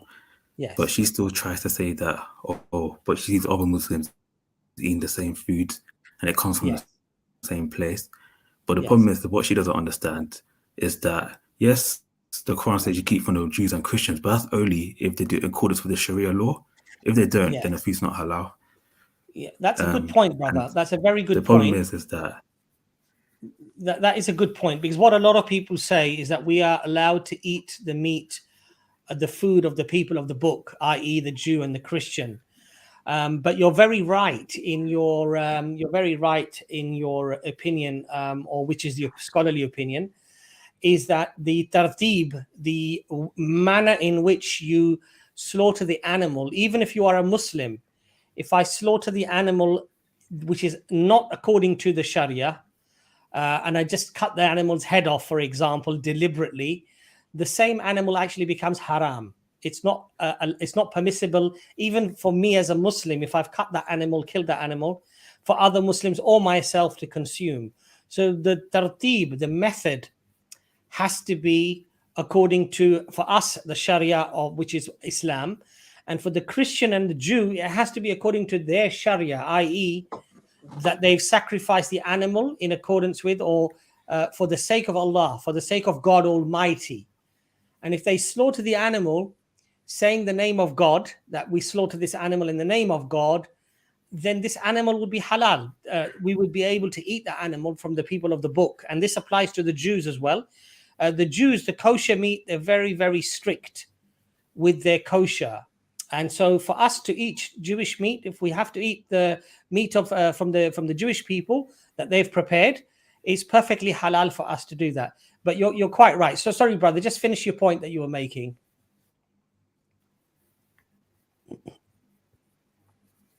Yeah, so basically, essentially, it's a difficult one because obviously, yeah, I don't want to keep arguing her, but at the same time, yes, you're meant to respect your mother the most, as the Prophet said that you're meant.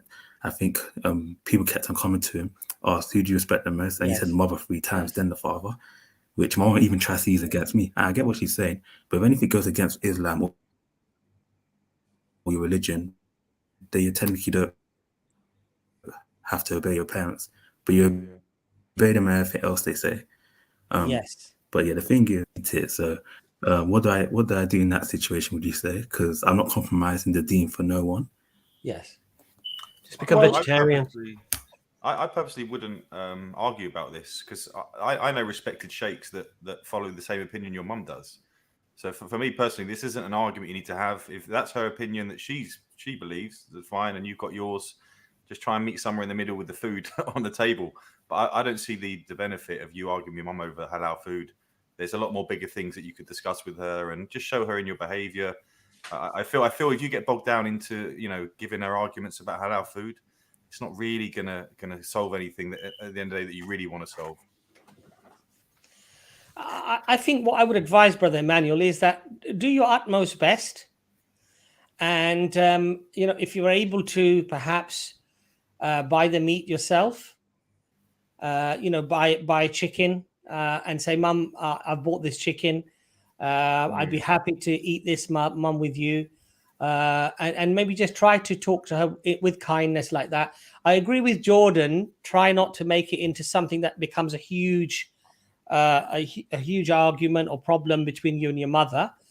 I think just do your best, inshallah, in that circumstance. And Hamza's idea, for example, is that, go vegetarian when you really feel like eating chicken, or you really feel like eating meat, maybe just with your friends when you go to a takeaway or restaurant or whatever, have it there. If you can do that, if that works, then inshallah do that. Just explore these type of ideas and see where, like as Brother Jordan says, where can you meet the compromise? Maybe if you go and buy a chicken, I mean, they're about £3.50, £4. They're not very expensive to buy, and it makes, for 2 or 3 people, it would easily make 2 or 3 meals or whatever. So, just see if you can do something along those lines. But I would say don't argue with her, definitely not. Don't let it become a huge issue of contention. But just explain to her that, Mum, Prophet Jesus, he abided by the law. That means he would have been eating kosher, because Jesus was a Jew, right? Jesus was not Jew, sorry, but he was from that tribe. Mary would have been from the tribe of Judah. Is that right, Hamza? Yeah, this is what I was going to say as well. If you want to play a little, you can ask your mum, what are the dietary laws according to Christianity? Is there any conditions as a non-Jewish person? Obviously, you have to keep the Noahide laws. So as a non-Jewish convert to Christianity, which you are, Mum, yeah, what are the dietary laws you should adhere to according to the Bible? Because doesn't it say you can't eat the blood of an animal? So surely if you're not koshering the animal before you eat it, you're not removing the blood. Therefore, you're going against what the Bible teaches. See how she responds to that, because you take her to her own scripture, because she might try to go to the whatever you eat, whatever you eat comes out or whatever. It's not what goes into the mouth that makes you bad. It's what goes into the heart or whatever. Going to the Gospel of Mark and Matthew. You can then teach her and say, well, look, this is not saying what you think it's saying. And for me, I would use this as an avenue to get into, Mum, why do you believe this thing? And get her to question it herself. So if you wanted to play that, it depends on, I would do that. Is that helpful, brother? May Allah make it easy for you. May Allah make it easy for all of our Revert brothers and sisters who are struggling through these issues. I mean, these are not easy things to always navigate, especially when you're dealing with your family or loved ones, because one has to be delicate. One has to be, you have to bite your tongue at times, and it's not easy. But may Allah make it easy for you, brother. Jazakallah khair for coming on the stream today. Wayak, thank you so much. Assalamu alaikum. Wa alaikum assalam. Nice brother. Alhamdulillah, may Allah make it easy for brother, him. mashallah. SubhanAllah, these things, as I say, Hamza, for us born Muslims, SubhanAllah, we probably don't even think about. These things don't even really resonate. But then when the brother says it, then you suddenly start thinking, well, actually, if I was on the dinner table and there was haram food on there, it's like, what would I do? And it's like, how do you navigate through that with family, with SubhanAllah? It's interesting, his mum finding out Islamic opinions and arguing with him on the Islamic That's what it opinions. seems so. Yeah, that's I've never heard of that before. SubhanAllah. So shall we get our boys on next, mashallah? No, I think Scottish Hamza was first. If I'm not wrong. Let's get Scottish Hamza on first, because I really want to have him on, inshallah. Oh no, not him. Scottish Hamza, assalamu alaikum. I'm going to do one soon, because there's only room in this place for one Hamza. How's it going, brother Hamza? Sorry? How's it going, brother? Alhamdulillah, I'm in a hotel thanks to you, brothers, so I very much appreciate this. Jazakallah khair. Barakallah fi, brother. Barakallah fi. Yeah, we just thought it'd be nice for you to have a bit of a change of environment, and just so you could enjoy yourself, at least have a bit of a relaxing couple of days, inshallah. You get free biscuits. Yeah, free biscuits. I got mince pies, which they said have no alcohol, so this is good. Alhamdulillah. So, brother, we were discussing obviously some of the issues that brothers and sisters that revert to Islam they go through, and I know that you've obviously had your struggles as well. What are some of the struggles that you faced, and also around Christmas? Is this a difficult time for you? Yeah, I'm sorry, the door is going. I will answer in 2 seconds. No problem. Inshallah. So yeah, I'm just on internet. Thank you. The struggles which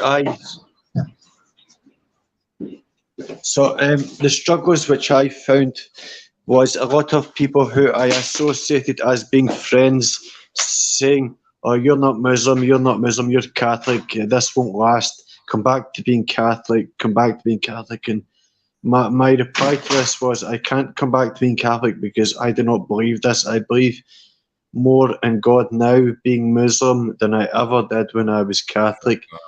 My family is Catholic, Protestant, mixed.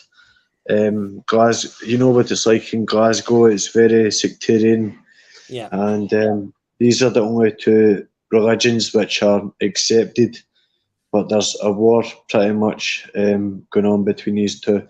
So it's, when you think about religion, it's just, when you get told these are the only 2 religions, you grown up believing these are the only 2 religions, and I always wanted to believe there was a God. I always believed there was a God, but believing Jesus was God, I tried my very best to convince myself that this was the case. But the story, the wise men and things like this just all seemed like a fairy tale to me. It seemed, if something is too good to be true, it normally is, in my opinion.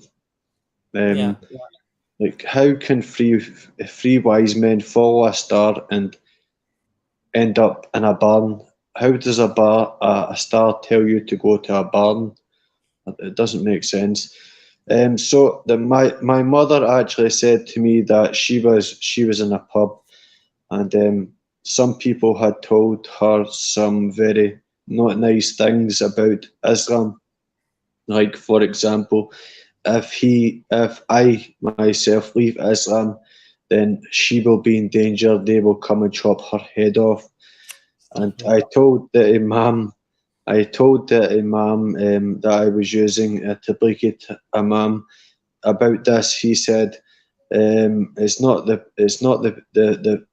pub that's the problem, it's the company which she's keeping, just making a light-hearted joke. But from before I took my Shahada till just now, my life is second to none. I've done the Aira New Muslim Retreat. I also done a video for Aira New Muslim Retreats, and alhamdulillah, my life is incredible.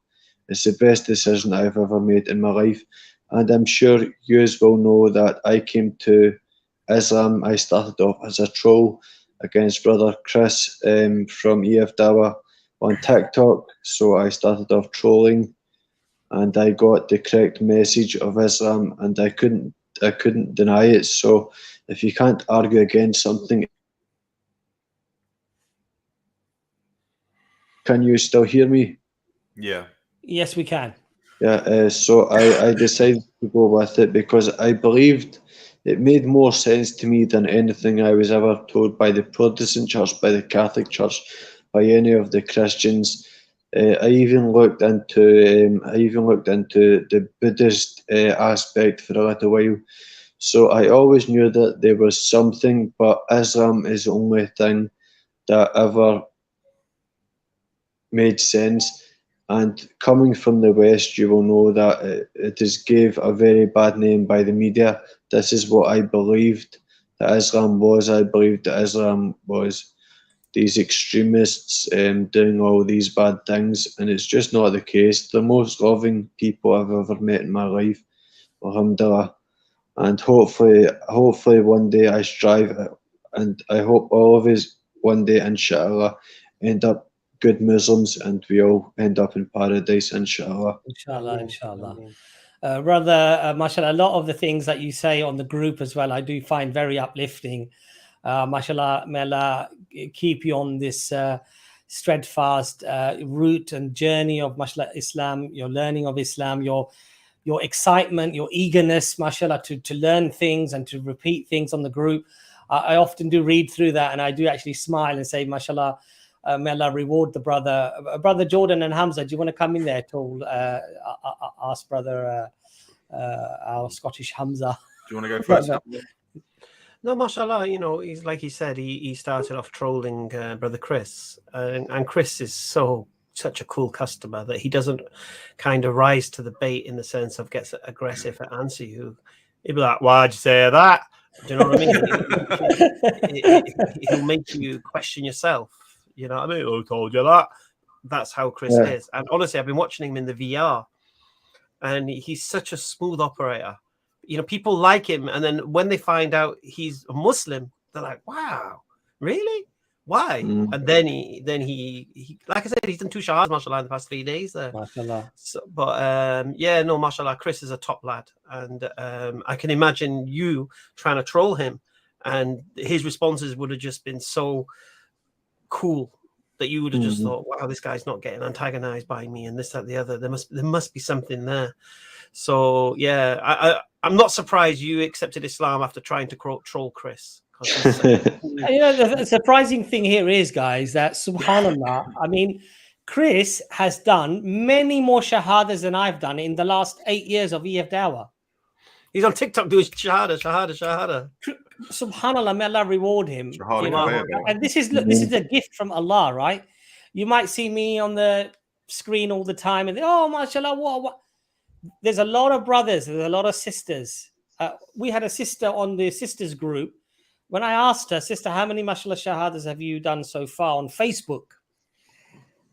It was over 700 shahadas that she'd done on Facebook. Subhanallah.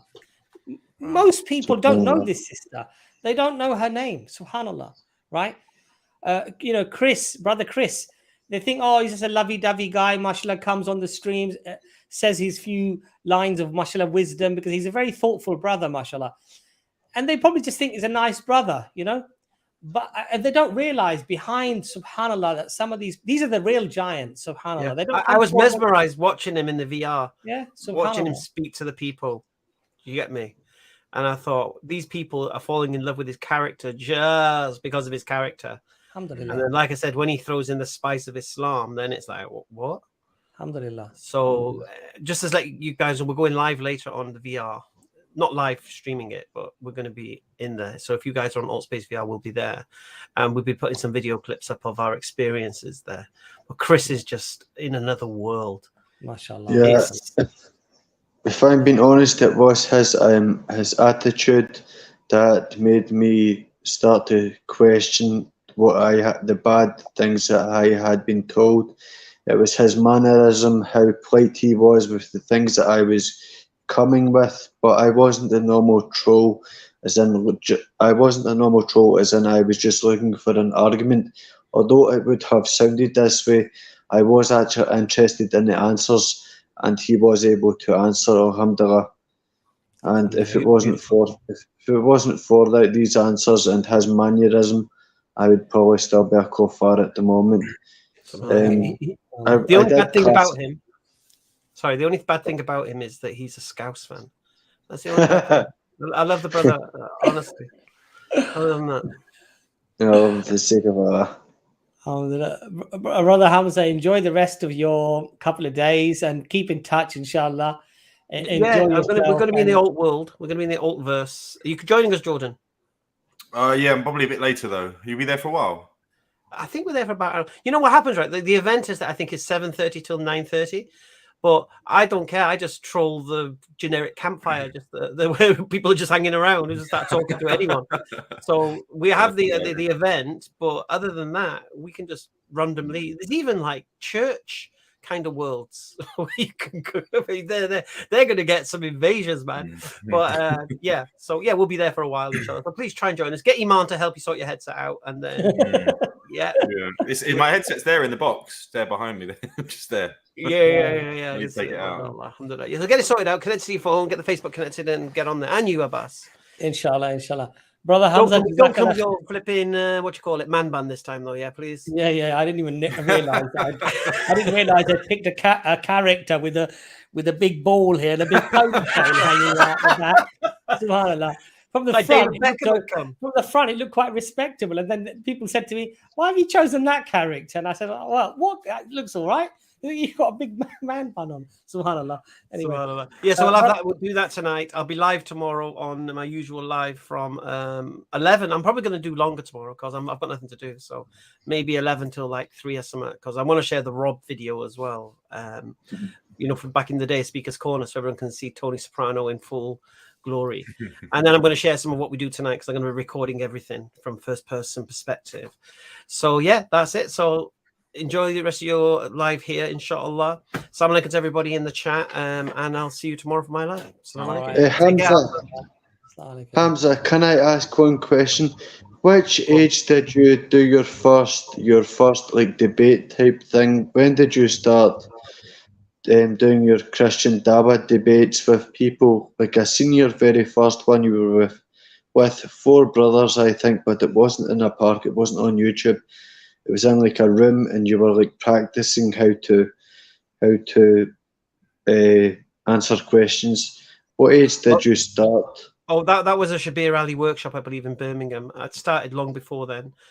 Before even actually, yeah, to be honest with you, bro, I was passionate about Islam so much that I just got into it. First, I went after all the Muslims, and then afterwards, I turned my attention to the non-Muslims. And I actually started in my mosque. I'm trying to think how long ago it was, man. When was it when you guys first started coming to the mosque? Because I was doing Dawah training at the mosque, and there was like 5 people sat there.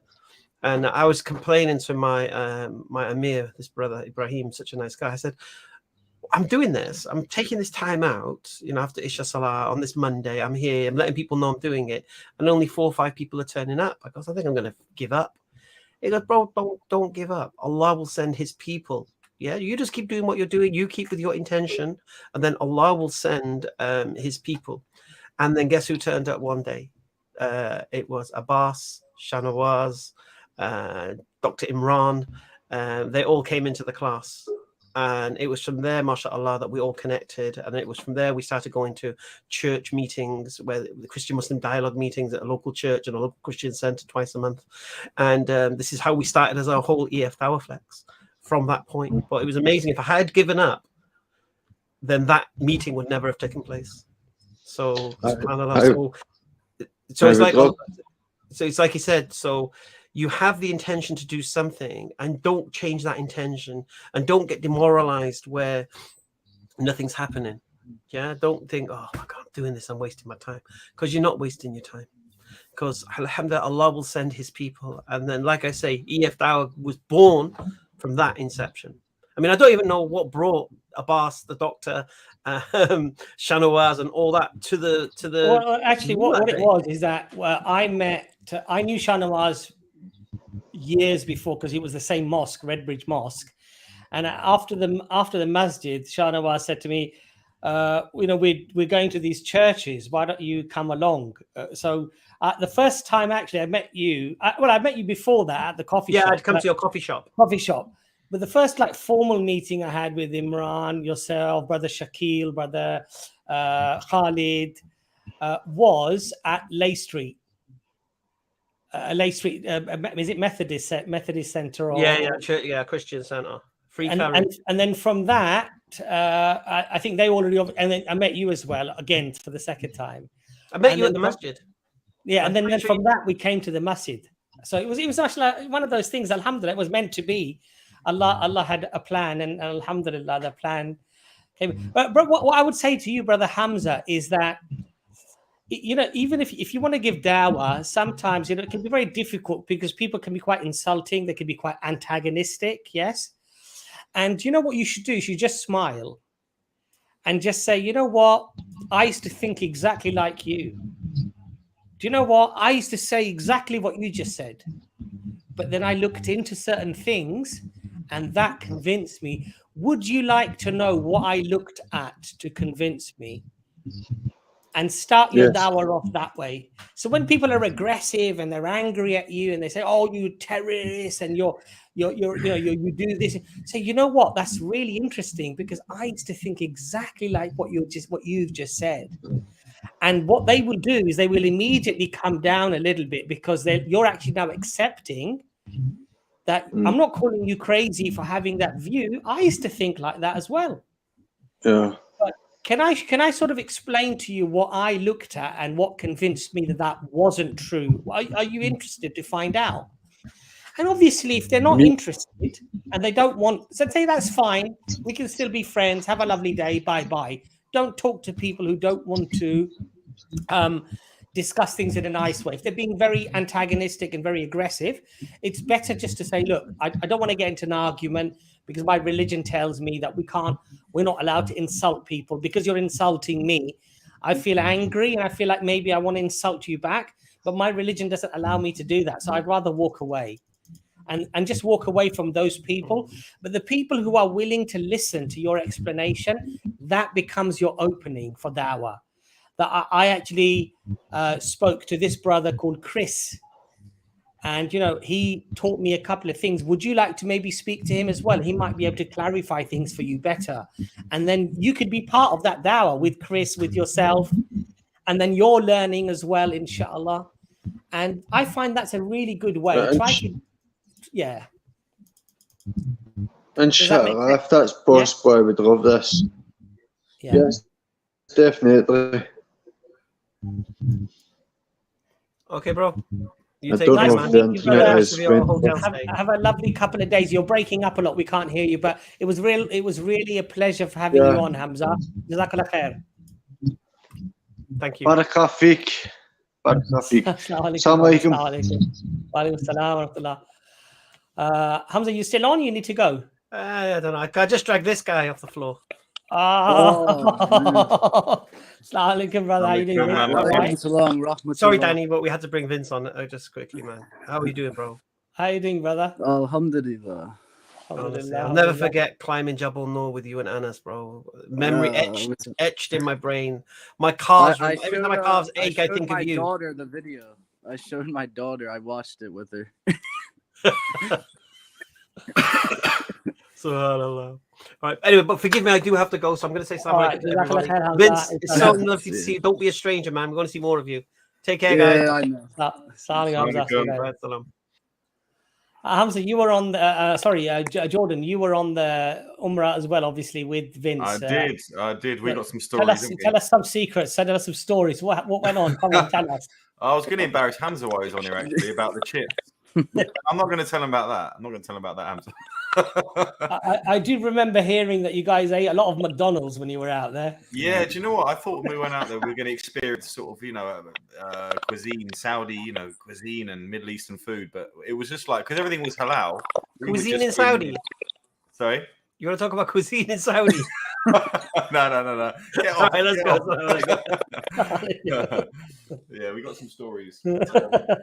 Yes, obviously over here, Big Macs aren't halal. So over there, it's like, wow, I can actually eat all of this food.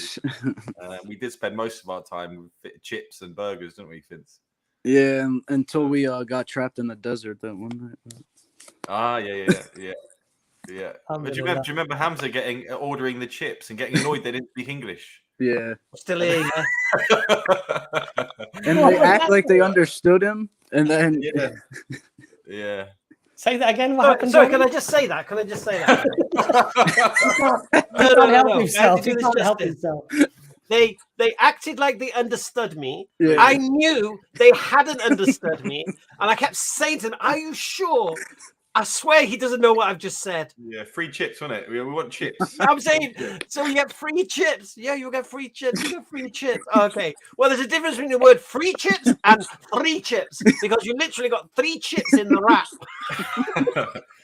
Yeah. And I said to the Moroccan guy, are you sure he knows what I'm asking for? Because he doesn't seem to know. Yeah, brother, don't worry. Yes, brother. Yeah. Right, I'm gone. Assalamu alaikum. So the story was, Abbas, we went to get some chicken shawarma, I think it was, which is a chicken wrap, right? And we all wanted chips with it, but we saw that they weren't giving chips out. So we want chips. And they said, yeah, no problem. And but they wouldn't charge us any extra. So we said, but so what, are they free? And we said, so they're free chips? And so they said, yeah, we're there for ages trying to clarify this. When they gave the food to us, there was no chips. And we, I think Chris bit into his, and there was like a soggy chip inside it. so we took it back. So you opened up the wrap. You opened up the shawarma and you found 3 chips. Three soggy chips. So that's no wonder they're free. They were just stuck in there. But the other funny thing, do you remember, Vince, is Hamza, then we went into some posh restaurant and just stuck our chips on the floor. And Hamza was asking for ketchup and all sorts. And in the end, they obviously charged us. And Hamza goes, what are you charging us for? Because, well, you've just come and sat in our restaurant, or used our waiters and waitresses. We were there for about an hour arguing with that. So, Vince, mashallah, happy memories at Umrah, mashallah. Yeah, I miss it every day. Alhamdulillah. Yeah, it was a good laugh. So Vince, you're from America, right? Yes. What part are you from? New Jersey. New Jersey. So that will be sort of on the East Coast, obviously right near New York. New York. Across the Hudson River. And obviously, Vince, have you still got obviously a lot of family that are not Muslim? They're either Christian or they're not. Yeah, they're all non-Muslims. Okay. And do they know about your conversion? Oh, here's a big man, mashallah. Salam, Chris. I needed to jump on to catch Vince, man. Oh, alhamdulillah. Because we spent a lot of time in Umrah together. Alhamdulillah. Chris, move your camera down a little bit. You look like something out of The Hobbit, out of the. That's better. It's all good. Alhamdulillah. Alhamdulillah. So, Brother Vince, before Chris jumps in there, have you found it difficult around Christmas time just to navigate through the whole, people's following and doing Christmas around you? How have you found it? Yeah, it's pretty difficult, but I know they have good intentions, but they don't seem to understand that we're not supposed to celebrate it. and they always will say, well, it's not really about religious, or it's just like culture, but it's like, it's hard to get them to understand it. But yeah. And I think, to be honest, you know, we have to have empathy and sympathy for our Christian brothers and sisters as well, because, to be honest, they don't know any better. This is such a cultural thing they've done since they were like, you know, since they were born, basically. And so they've had like 50, 60 Christmases, you know, and there's always been presents, and there's been mistletoe, and there's been crackers and Christmas lights and the Christmas fairy and all the Christmas tree and all the trimmings, right? And then suddenly you don't want to be, you know, you don't want to really be a part of that. And so we have to be empathetic. We have to understand that for them it can be a shock, and it might not necessarily be coming from a bad place or a negative place. It just might be they just don't understand, you know. My mom even said, we don't have to call it Christmas, we can just call it something else. I was like, it doesn't work. It always amazes me, the fact that, and I don't want to say this badly, but the fact that Christians do just accept this Christmas as their sort of tradition and add it into their religion almost. I don't even think it's a bizarre how relaxed they are about it, and you know, and even the stories and all that. Whilst it's beautiful for children to believe in this, it doesn't. You know, there's no religious context to this. There's nothing, and it's amazing. But that's the attitude of the modern day, isn't it? That you know, what's true for you, true for you, true for me. As Muslims, we don't really do that. It's, you know, we're serious about what we believe in, and we don't try not to step across. But obviously, as reverts, is that understanding, isn't it, of not just banishing your family away and still trying to, you're right, Jordan.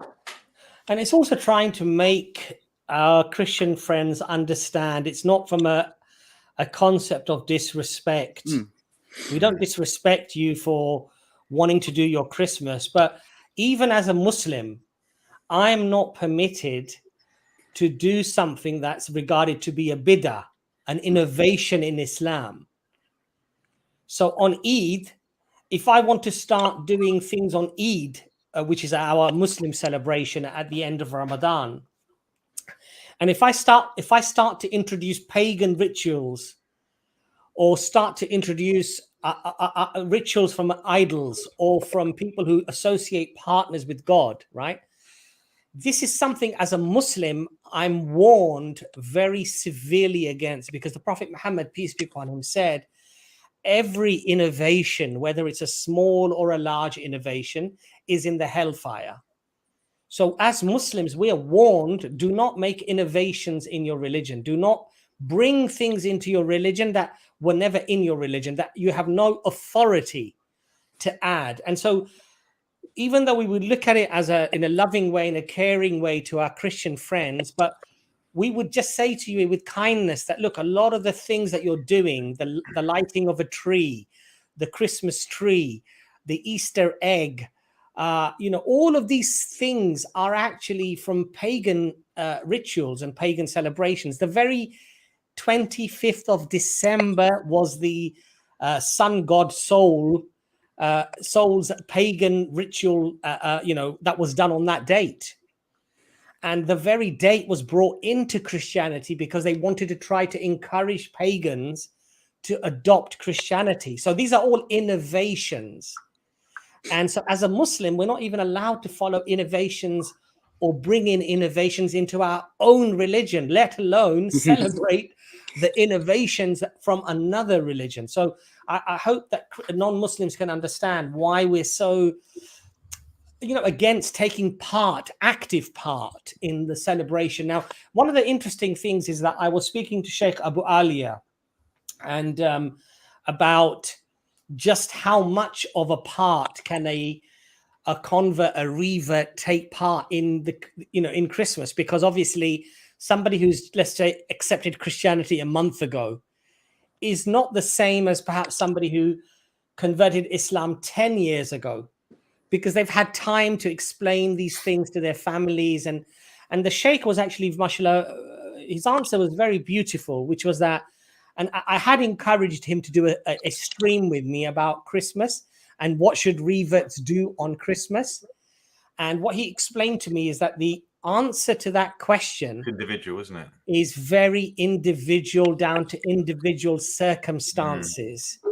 So it could be to do with what country you're in, whether it's a Muslim country or a non-Muslim country.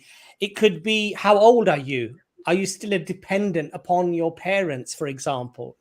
Would that, would completely severing yourself off, would that cause major upheaval, problems and trials and tribulations in your family? The ruling that would be given is different to that individual, to somebody else. So to our revert brothers and sisters, if you want to find out what would be perhaps suitable for you in order to navigate these with these sensitive issues, speak to a scholar, explain your circumstances. And this is the beauty about Islam, alhamdulillah, that it's not just a black and white issue all the time. On some things, it's black and white. Allah is one. We worship nothing other than Allah. This is a black and white issue. There's no gray area in this. The Prophet sallallahu alaihi wasallam is our last messenger. He's the completion of the message. There is no ambiguity. There is no gray area on this. The Quran is the literal preserved word of Allah. There is no ambiguity on this. There's no gray area on this. But there are many other things that there is let's say, a ruling that can be different from one person to another, depending upon circumstance. And this is the rahmah. This is the mercy from Allah upon us, that there isn't this rigidity that some people presume there are on all matters. I think, Abbas, that presents the issue, doesn't it? That if you are advising a revert, you've got to be careful not to just say to them, "But that's haram." That's right. Without knowing, like Abbas is saying, if it's very individual, you need to put them in touch with a sheikh or someone of knowledge to assess their situation and what's best for them in their situation. But I think we can offer. I mean, you see it all the time in the chats, don't you? About this is haram, this is haram. Don't really take those things into account. Yeah, we really need to be very, very careful as Muslims and as new Muslims as well. That when it comes to haram and halal, we've got to be very careful. If something is explicit, it's not a problem. We can give our judgment. If somebody says, "I want to worship anything other than Allah," haram. Even I, as a layperson, can say that. But there are many other things that come into play where you need masla. You need somebody of knowledge, somebody who is a scholar, a trained scholar who can give their ruling. And I'll give you a very simple example. To wash your clothes, you need water. And we're told that if there's impurity on your clothes, then you wash your clothes 3 times and the water flows over your clothes and they're rinsed out. I'll be back in 10 minutes, inshallah. Inshallah, all right, Chris. Sorry, brother. We're told that the clothes are clean. Now, the thing here is, what about dry cleaning? Dry cleaning is not water. Dry cleaning is a sort of alcohol. It's ethanol or methanol or whatever they use. And so this required scholars to now understand what was the process of doing it in that way and what was the result of the impurity or otherwise. And there was a whole ruling that was then given in accordance to that understanding. As a layperson, or you or me, very difficult to make those judgments. We need to be very careful. We need to be humble when it comes to knowledge. We need to say, look, wallahi alam, Allah knows best. Yeah. Please ask a scholar. Brother Vince, can I just ask you to just let the brothers and sisters know how many years ago you accepted Islam, and perhaps what was your major points of your journey in terms of coming into Islam? I think it's been 3.5 years, I think. MashaAllah. Yeah, and I honestly wasn't ever really searching for any religion or anything. I just kind of lived my life, and I denied God. I was an atheist probably for like 6 years or so. And for some reason, I had an interest in learning Arabic. So I started teaching myself and learning Arabic. And for some reason, an EFDawah video came on my YouTube timeline, and it was Hamza's video where it said everyone's born a Muslim, and I said I'm not a Muslim, so I don't know what this is talking about. And then I clicked on it, and I had to put my pride aside and say, this guy's actually making sense. Subhanallah. And it just led me to watch a bunch of EFDawah videos, and I saw videos of Mansour and Hashim, and I just started learning for about a year, and then I finally I kind of knew I was a Muslim inside at that point, but I just didn't accept it. And then one day I was like, I just have to accept the truth. I can't. Alhamdulillah. Yeah. So it would have been just shortly before you guys all went to Umrah, right? Yeah, I went on Umrah maybe 6 months or so into being a Muslim. Alhamdulillah. Yeah. Alhamdulillah. Alhamdulillah. That was very lucky, Vince, mashallah, you know. Vince, brother, would you like to add anything else before we get the next guests on? No, I just wanted to say hi. All right, for coming on, brother Vince. Mashallah, Vince is also on our brothers group. Always interesting to hear the brothers talk about things. I sometimes do follow, but sometimes I do find that when I revisit, it's like 175 messages. Subhanallah. You guys are quite chatty on the brothers group. Subhanallah. Alhamdulillah. But it's always very interesting. Brother Vince, hopefully, inshallah, we'll meet soon. Yeah, inshallah. And maybe, inshallah, it'd be nice to do Umrah with you guys. Me being there as well would be lovely, inshallah. Yeah, inshallah. That'd be great. All right, see you later, guys. See you later, Assalamu alaikum, brother. Abbas, I'm going to need to shoot as well. No problem, inshallah. Okay. So I've got plenty of guests to come on, and then inshallah we've also got Chris coming back on again as well. So enjoy the rest of your day, brother Jordan. Jazakallah khair for coming on. Any last words before you go, inshallah, to the brothers and sisters? Yeah, any last? It's been a beautiful stream, and I mean, I find it hard when people say reverts are inspirational. I hate when people say it to me because I just converted to Islam, you know.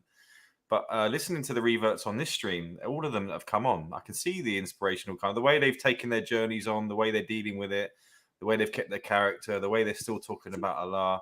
It really is something special, and I know it's not exclusive to reverts, but it just so happens this stream it obviously is. But mashallah, I definitely leave this stream. It's been an Iman booster for me, even just watching it. So a pleasure to be a part of it. Yeah, alhamdulillah. Jazakallah khair, brother Jordan. Right. Inshallah, we'll wa alaikum salam wa rahmatullah. Let's see if we get some of the other brothers and sisters on, inshallah. If you are a revert, a convert to Islam, we would love to get you on just to hear, we thought we would do this over Christmas because I know that at EFDawah, we discussed that it can be a time when people are lonely, when people really reject your decision of becoming Muslim, maybe, or they find it difficult to accept that their loved one suddenly has sort of almost like left the family, left the tradition, left what the forefathers were worshipping and following. That can be quite difficult for people, and I don't think it always necessarily comes from a very bad place, a place of hatred. Unfortunately, for some, I think it does, but for a lot of people, it's probably a place of concern because what they know of Islam. And I think Hamza said it last time, I remember, on the stream, and he said, look, if I listen to Fox News and if I read the Daily Mail or the Sun newspaper, I would hate Islam. I would have nothing to do with Islam. And what that tells you is that there is a narrative that's out there that is very, very negative, and it's very pernicious. It's really deep rooted. It's affected a lot of people in terms of what they think about Islam and what they think about Muslims. And it's our job, inshallah, and of course with Allah's guidance, with Allah's help, to inshallah change that narrative. And alhamdulillah, this is not through some self-praise or self-gratification that EFDawah. There are, mashallah, many other channels out there. Brother Muhammad Hijab, Hamza Zorsis, mashallah, Ali Dawah, Smile to Jannah, mashallah, they're all doing their part. SC Dawah putting lots of videos on. Brother Hashim, Brother Mansour with Dawah Wise, Brother Ijaz, Ijaz the Trini, mashallah. His channel is exceptional, beautiful articles, great work that he's doing. That Canadian brother, mashallah, amazing work that's being done, alhamdulillah. And I think part of the reason that many of us were prompted to start doing some form of dawah was really to counter the lies, the deception, because, you know, we went through journeys ourselves as Muslims, and we looked at evidences for Islam, and we looked at things that were that people said were evidences against Islam. And so for many of us born Muslims as well, there was a journey, there was a questioning, there were doubts, there were times when we thought, well, let me look into this, let me find out about this, subhanAllah, right? And so, you know, may Allah, inshallah, so one of the reasons why a lot of these channels were perhaps established, that started, that Speaker's Corner really got moving, was because we wanted to counter this narrative of lies and deception and mistruths. And alhamdulillah, you know, there are still people out there who hate Islam. There are lots of people out there who despise Muslims and Islam and what have you. But I feel very strongly, I feel positive as a Muslim, mashallah, that alhamdulillah, Allah is truly getting this message to people, and the message is going wide all over the world. And alhamdulillah, it's Allah who guides, and Allah is guiding those people, and many of them are coming into Islam, and inshallah, may Allah make that continue. So let's get brother son of Ali. How are you, brother? Sorry, brother, you're muted. Assalamu alaikum. Assalamu wa rahmatullah, brother. How are you? Alhamdulillah. How are you doing? Alhamdulillah, alhamdulillah, fine. So, brother, where are you reaching us from today? I live in the United States. I'm currently living in the state of Maryland. It's it's about 4 hours away from New Jersey. You know, around the Washington D.C. area. Okay, mashallah, mashallah. And when did you convert to Islam, brother? When did you revert back to Islam? Well, my story, it's cheating a little bit, but my story is more on both sides. So just a brief little summary. I'm an immigrant. I'm from West Africa. I came to the United States 2 weeks before 9/11. Okay. So we can see how that at the time was. So unfortunately, because at that time, when I came to the States, all the religion, because you know, back in my country, I used to go to the masjid. I used to even recite some of the Quran. The problem was I didn't really understand what I was saying because I was I was a young boy back then. So when I first came to the States, however, and the funny thing is, my first taste of religion that I remember was Christianity, because we were living in the state of Texas, which is pretty conservative, you know, Bible Belt, basically. Yeah. So one day, a Jehovah's Witness knocked on my father's door, and she said, "Oh, do you want to learn the truth? You know, the life and story about Jesus and stuff like that?" And my father said, "Sure." And he made me and my older sister get up every Sunday to go with her to church. And that was the first taste of religion that I remember. Okay. And I'm just, this is okay. So I learned, started studying the Bible. I had my book of Bible stories and stuff like that. And then when I was around 9-10 years old, my father was friends with a Jewish buddy. He had him come over, and he sat down with me and my sister, and he taught us basic Judaism. And at this time, I didn't know what the heck was going on. So, brother, sorry, can I just ask you, when you first came into America just 2 weeks before 9/11, what were your family practicing Christian? Or oh yeah, oh no, my family were Muslims. Okay. Then my mom, my father, I have two older brothers as well. We're all Muslims, but the thing is, my father wanted every one of us. He gave us the flexibility to learn our faiths for ourselves, and he gave us the flexibility to choose. And the best way, he wanted us to learn about all different faiths. And then he said, you know what, choose. So I remember when I was 13 years old, my father looked at me. He said, "What religion do you want to be? Like, what do you want to believe in?" And me being me, because I looked up to my father, I said, I want to be Muslim. And my father said, "Why?" And I said, "Because of you. I want to be like you." And my father looked at me. He just said, "No." I said, "Why not?" He said, because in the end, I'm not going to be there. It's just going to be you and God. So this has to be something with you, just you. And then I asked him, I said, "Dad, if I chose to be Christian, if I chose to be something that you're not, I was afraid. Are you going to hate me? Are you going to, are you going to treat me differently? And then he said, you said you're my son. No matter what you choose, you're always going to be my son. So because of that, that gave me the freedom. That gave me the that eased the pressure to learn to get my own journey towards Islam. And along the ways when I was 15 years old, I was looking to Christianity because, being in a Christian country, I saw it as, in my perspective, I saw it as easier. Yeah. So I really wanted to. I saw the as always saying, but the issue is I kind of, through the Jehovah's Witnesses mindset, they're kind of more subordinationist. So I believe Jesus at that time. I was more willing to believe Jesus was the Son of God. But until I learned he was God, I'm like, wait a minute, that just never made sense to me. So, and all this time, I didn't want to be Muslim. I didn't. Because I saw it, I saw my father praying 5 times a day. I saw him. I just saw the Islamic faith as strict because the only thing I really did, and not even for religious reasons, was fasting for Ramadan. Because that's what the entire family did. Yeah. Me, I just did it because why not? Yeah. Yeah. So it wasn't until when I was 15 years old, I was going through some issues in my life. Yeah. And I stayed away from religion. All this time, I still believed in a creator. I believe because there has to be someone. I always believed that fitra. I've always believed in the concept of a creator. But at that time, I just didn't want to. I didn't want to say anything about religion. And then all of a sudden, I do apologize if I'm going on. No. It's, you know what it is, brother? It's actually very interesting to hear people's journeys. Mm-hmm.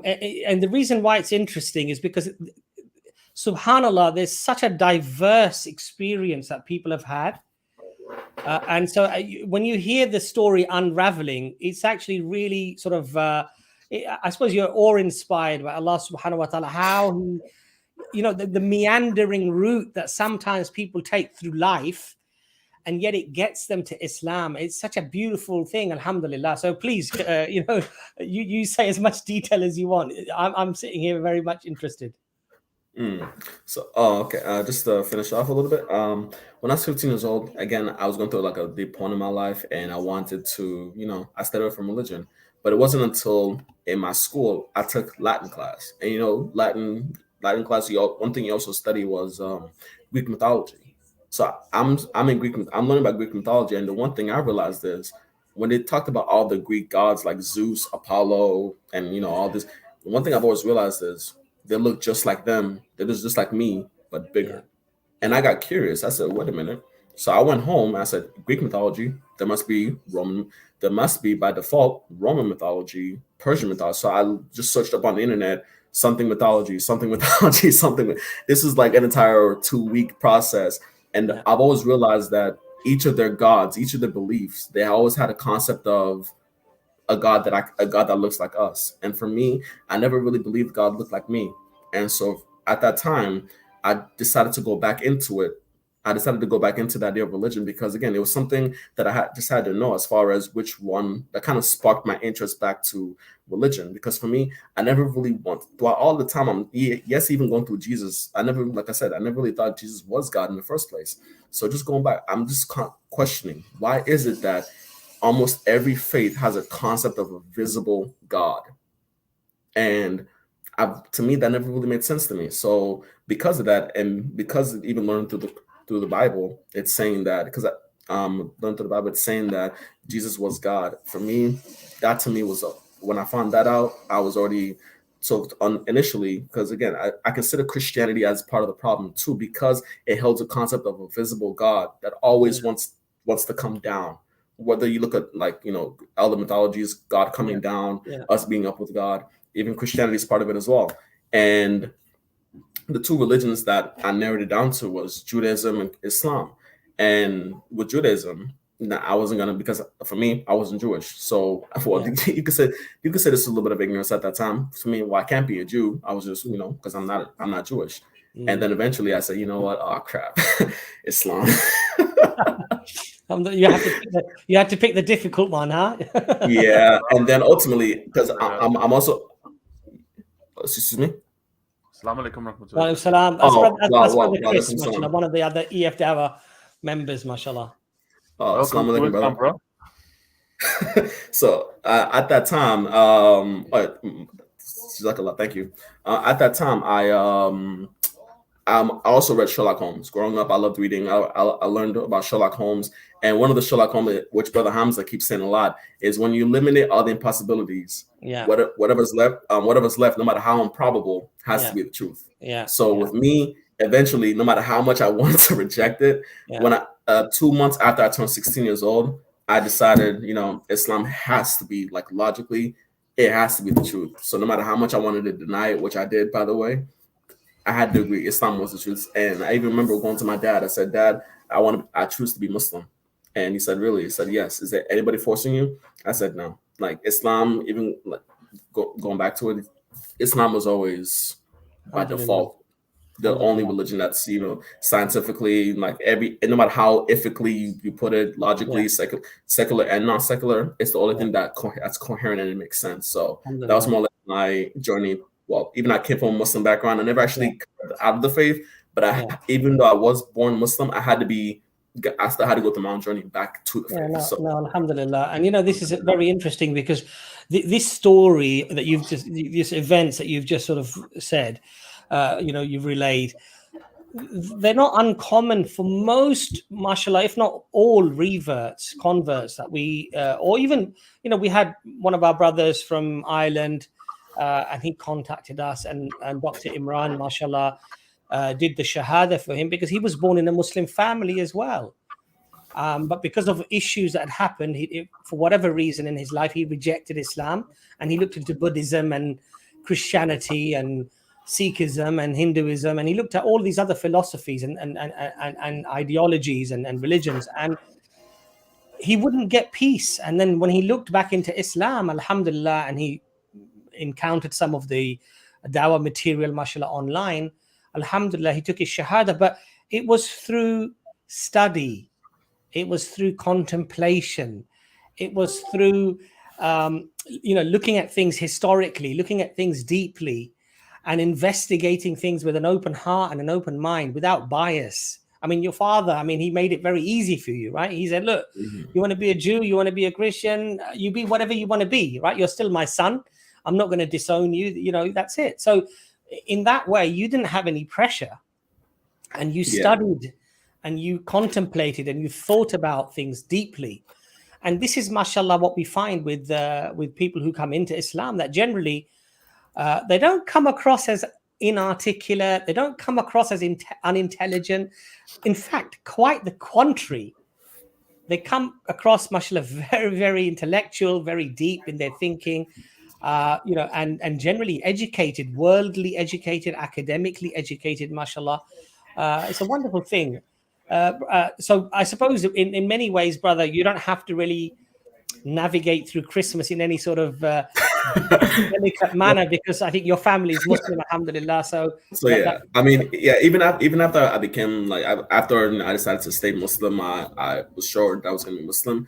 I wasn't done yet, because for me, again, it's always a good thing to stay open-minded, even though, yes, I still wanted to, get my knowledge out there when it comes to our religion. So I still, including studying Islam and, reading the Quran and, just to study the entire faith. I also try to learn my other faiths. So because if I'm going to have, when I was 18, if I'm going to have dialogues or just debates with other faiths, it's good to, at least for me, to know what it is they're saying, to understand what it is they're saying. So, and the more I kept on learning about Christianity, as far as more and more revelations about Christianity, I always say, I was going to join this. I had that kind of mindset. So I learned a lot more things about Christianity even afterwards. And I'm still like, wait a minute, really? Wow, I never knew this. But each time I learn, it takes me further and further and further away. Even just learning about stuff like what you guys always talk about, as far as, the historicity of the Bible, the crucifixion, did it happen, did not happen? Even as far as evidence, as far as preservation, the Bible's being changed, like the Codex Sinai. I learned through all that around that time, and I'm still wow. And ultimately, because in Islam we encourage to seek knowledge through knowledge throughout all things. And more or less, when I got my knowledge out there, it only made me more certain. Because, and I will say, and for those of you that may see, I do have tattoos. We all we do have, unfortunately, we do all have our journeys, and I don't really had it, even as far as going through all things. So, but yeah, I think your story. There's a lot of wisdom in your story, alhamdulillah, and I think your dad was very patient, and alhamdulillah, may Allah bless him. And the process that he went you through, all this shows me is that Allah subhanahu wa ta'ala misguides and guides, because no matter how much he put in front of you, Judaism, Christianity, Allah subhanahu wa ta'ala must have loved you for more than that, and he kept you guided and brought you back, alhamdulillah. So that's what I see from this story. It's, Allah subhanahu wa ta'ala guides and misguides. It's quite good, alhamdulillah. It's funny. A couple of years ago, just about 2 years ago, just my dad and I were sitting down. We were reminiscing about about the entire process. And I looked at my dad because by the way, my sister decided to be Muslim as well. So she has her own journey as well. So alhamdulillah with that. So, and I asked my dad, I said, Dad, weren't you afraid? Weren't you terrified that we were going to be Christians? Because I told him, he never knew that I wanted to be Christian. He never knew that. So I said, oh yeah, I told him at one point in time, I wanted to be a Christian. And I said, Dad, weren't you terrified? Weren't you so-and-so? And he looked at me and said, I was terrified. His man must have been strong. His faith in Allah subhanahu wa ta'ala must have been very strong. And that's basically, he said he was very, each day he was praying, he was terrified. And I said, that he was making, you don't know how much dua your dad were making to Allah subhanahu wa ta'ala to keep you. I can only imagine. And he still said, like you said, he told me he decided to trust. He decided to literally take a back seat and just trust God. But he looked even just the way he looked at me, he said, I was terrified. And I just had it was just a great moment to just laugh about. I was like, wow, everything just worked out. So, and I do believe that approach, because again, even people who are born Muslim, who live in a Muslim background, we're still, a lot of us today, we're losing our spirituality.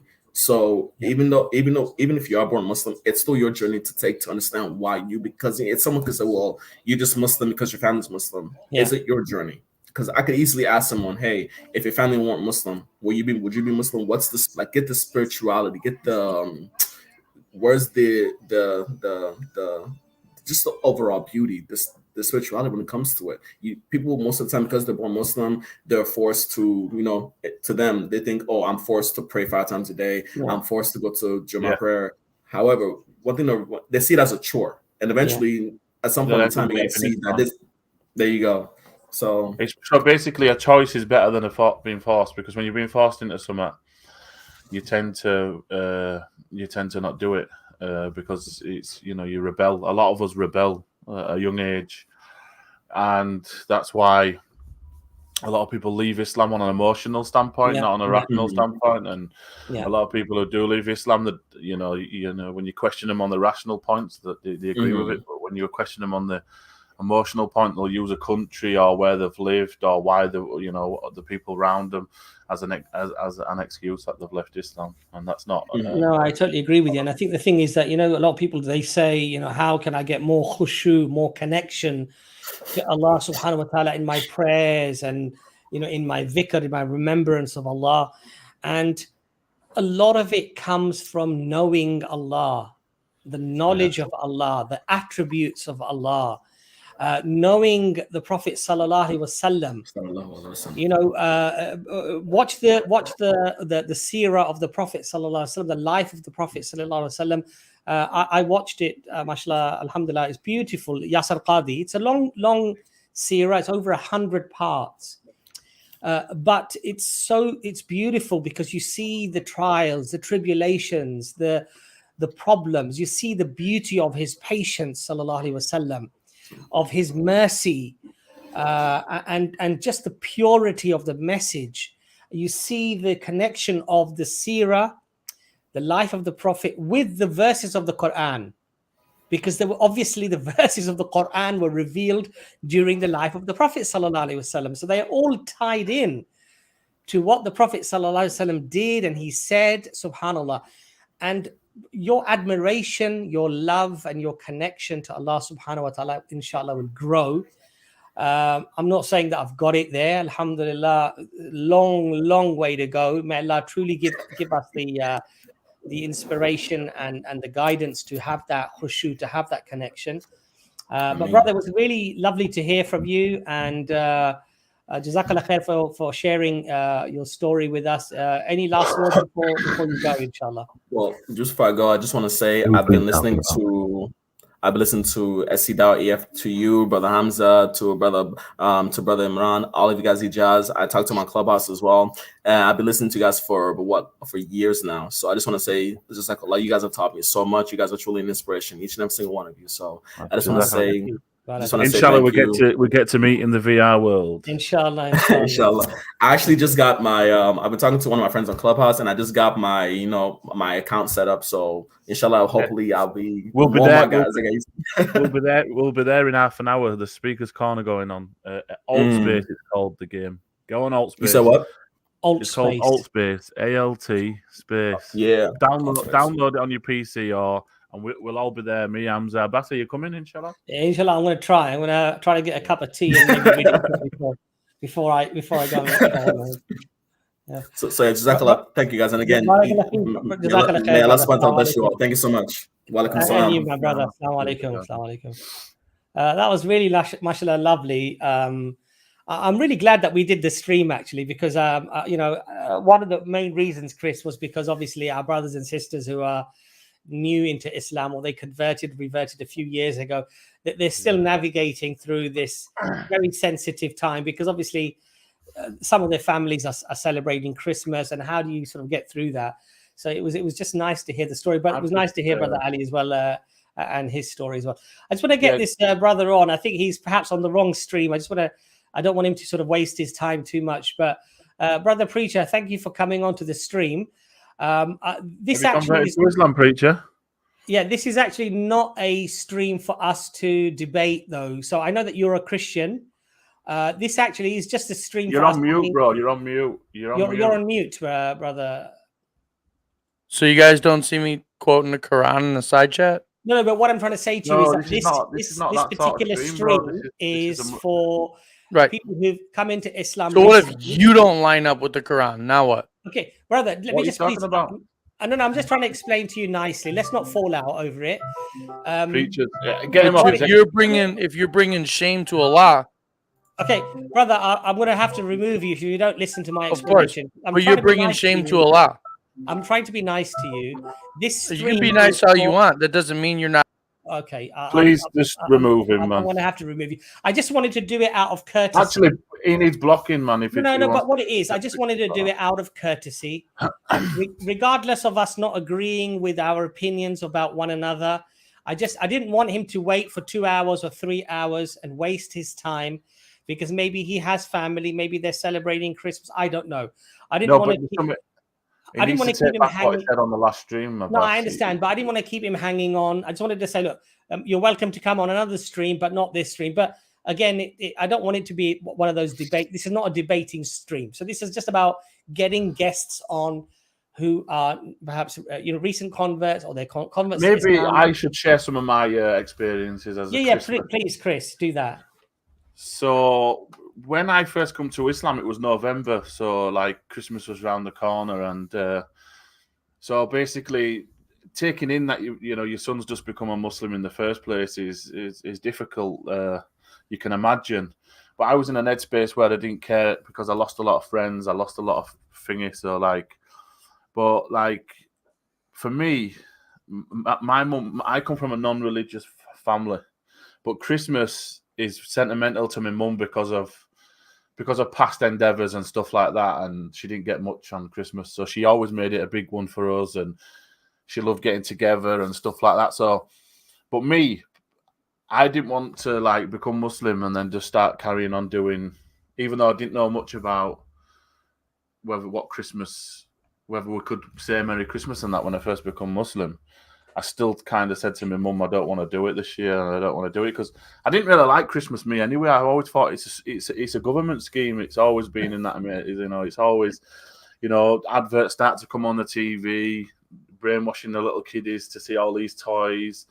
You know, then there's a made-up story of Santa and stuff like that. It was always in back of my mind. It was always a bit like unsettling for me anyway. But I mean, my mum's not religious one bit, but when it comes to Christmas, she becomes all traditional, and you know, the tree comes out, the full house gets decorated, and I've never seen so much effort get put into something like. And then when you ask my mum or anyone, why do you do all this? Oh, it's because of traditional stuff. And I'm like, well, it's a Christian festival, but it's got pagan roots within it. And obviously, when you first become Muslim, I struggled with the word submit, really, because I come from like a culture of like leadership, you know, and to be a man, you need to be a leader. Like, and so even when the Muslims were saying don't say Merry Christmas, I was like, oh, these telling I can't say Merry Christmas. This is my family. And so I think a lot of reverts struggle with this ego that comes with them at first, and especially when it comes around social pressures always, you know, social pressures is hard. The social pressures is very hard, man. When it comes to Christmas, people, you know, even a couple of days ago, man, somebody was saying that why can't you just say Merry Christmas? You know what I mean? It's not, you know, not to it. But for us Muslims, there's a connotation behind Christmas and Merry Christmas, and you know, the Jesus being God and stuff like that, or the Son of God is an element of what we don't believe. Yeah. And one of the beauties of Islam is that we're quite we stick to our beliefs. We don't move left or right. We stick down the middle. Where unfortunately Christians have gone to the left and right, and that's why you get things like, you know, Christmas trees as and all this stuff and stuff like that, because they've accepted it.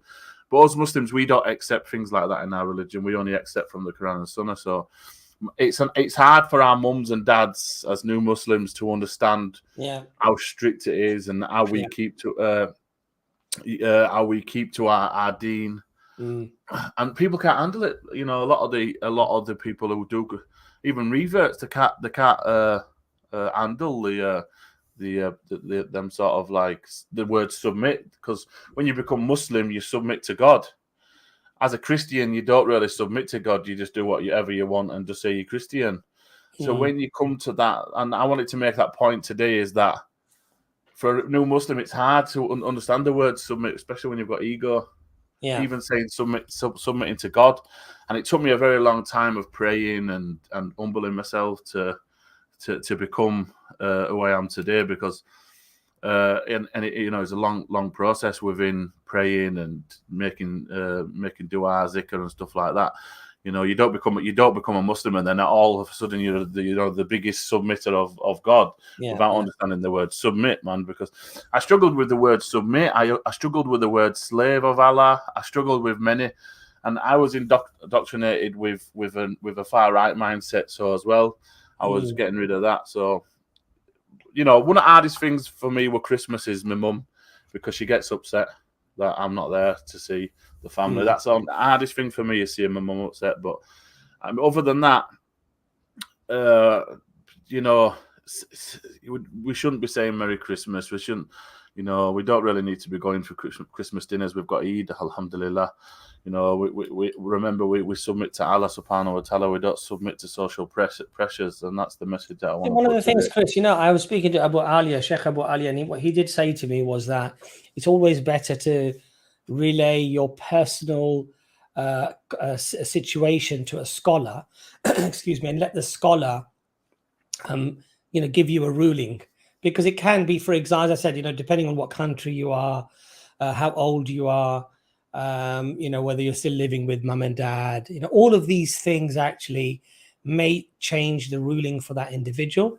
And alhamdulillah, that's one of the mashallah, one of the rahmah, one of the mercies of Islam, that there's flexibility.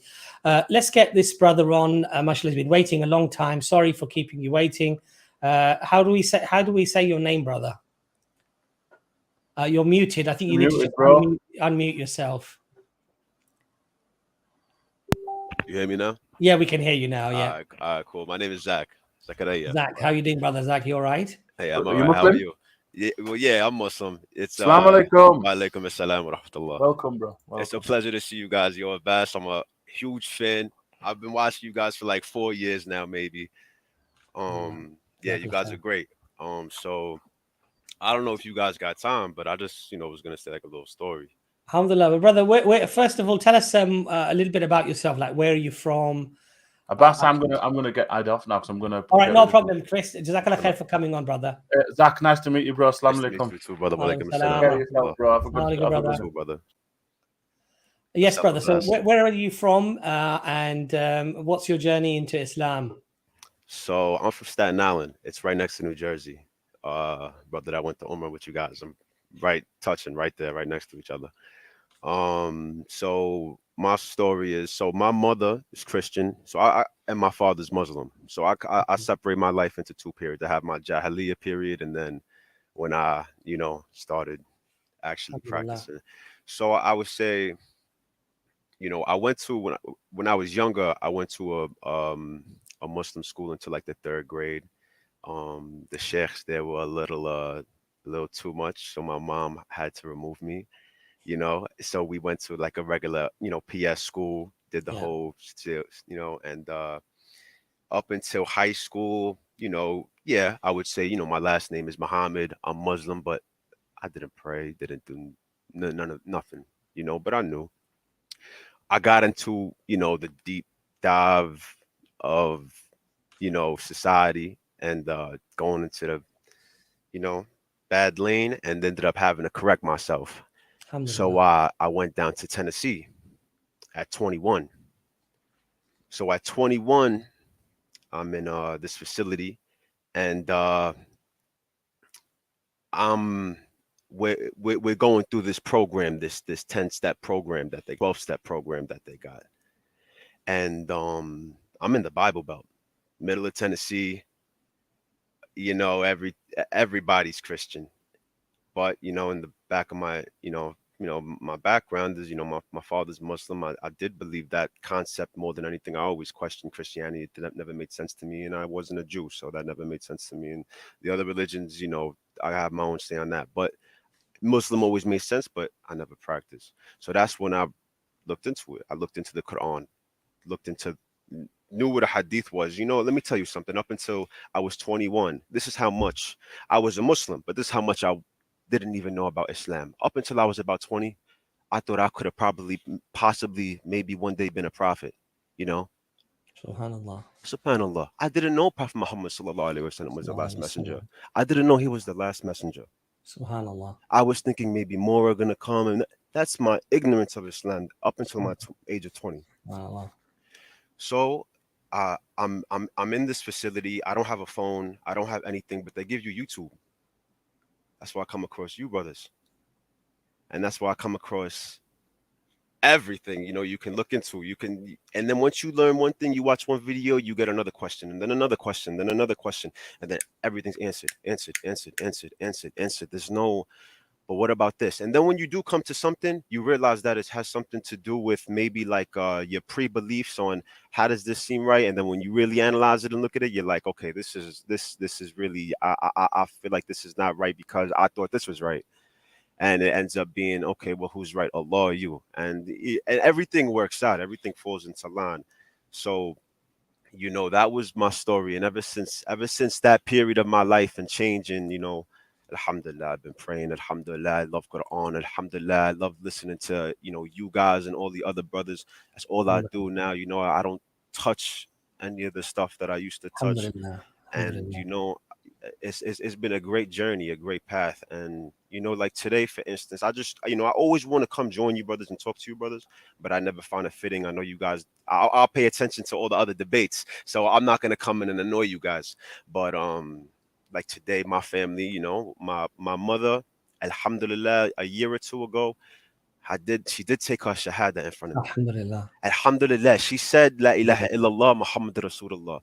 Now this, I don't know, she still needs to do her best and maybe doing, whatever she has to do. But alhamdulillah, she said that statement. And but today we woke up and we exchanged gifts. we don't have a tree up. We don't have any beliefs in anything that revolves around Christianity or any. But we exchanged gifts today, and La ilaha illallah Muhammad Rasulullah, and may Allah open my eyes if I'm doing the wrong action, and may Allah accept me for my right actions and what I, the presents I give to my parents. But whenever you're unsure about a matter, always better just inshallah ask one of the local sheikhs. Say the sheikh, is it permissible? The sheikh might say, look, better not to, or better do it this way, or better do it that way, or whatever that might be. But your personal circumstances, discuss that with the sheikh. And then just take the ruling from the sheikh, because I think in reality, these things are actually very, let's say, just consequential of nurture, nature, and what's around us. Absolutely. Imagine if I had somebody with the same predicament, but in his heart, the sheikh might see something that might need adjustment. Exactly. So we're all learning, and we all make mistakes. May Allah inshallah inspire us to do that which is pleasing to Allah subhanahu wa ta'ala, and in accordance with the teachings of the Prophet sallallahu alaihi wasallam. And wherever we are unsure, we ask inshallah the Shaykh. So mashallah, brother, did you redo your shahada, or did you feel that you La were ilaha illallah Muhammad Rasulullah every single day of my life, brother? Alhamdulillah Rabbil Alameen, mashallah. Well, brother, it was a pleasure to meet you. You too, and jazakallah khair for the kind words.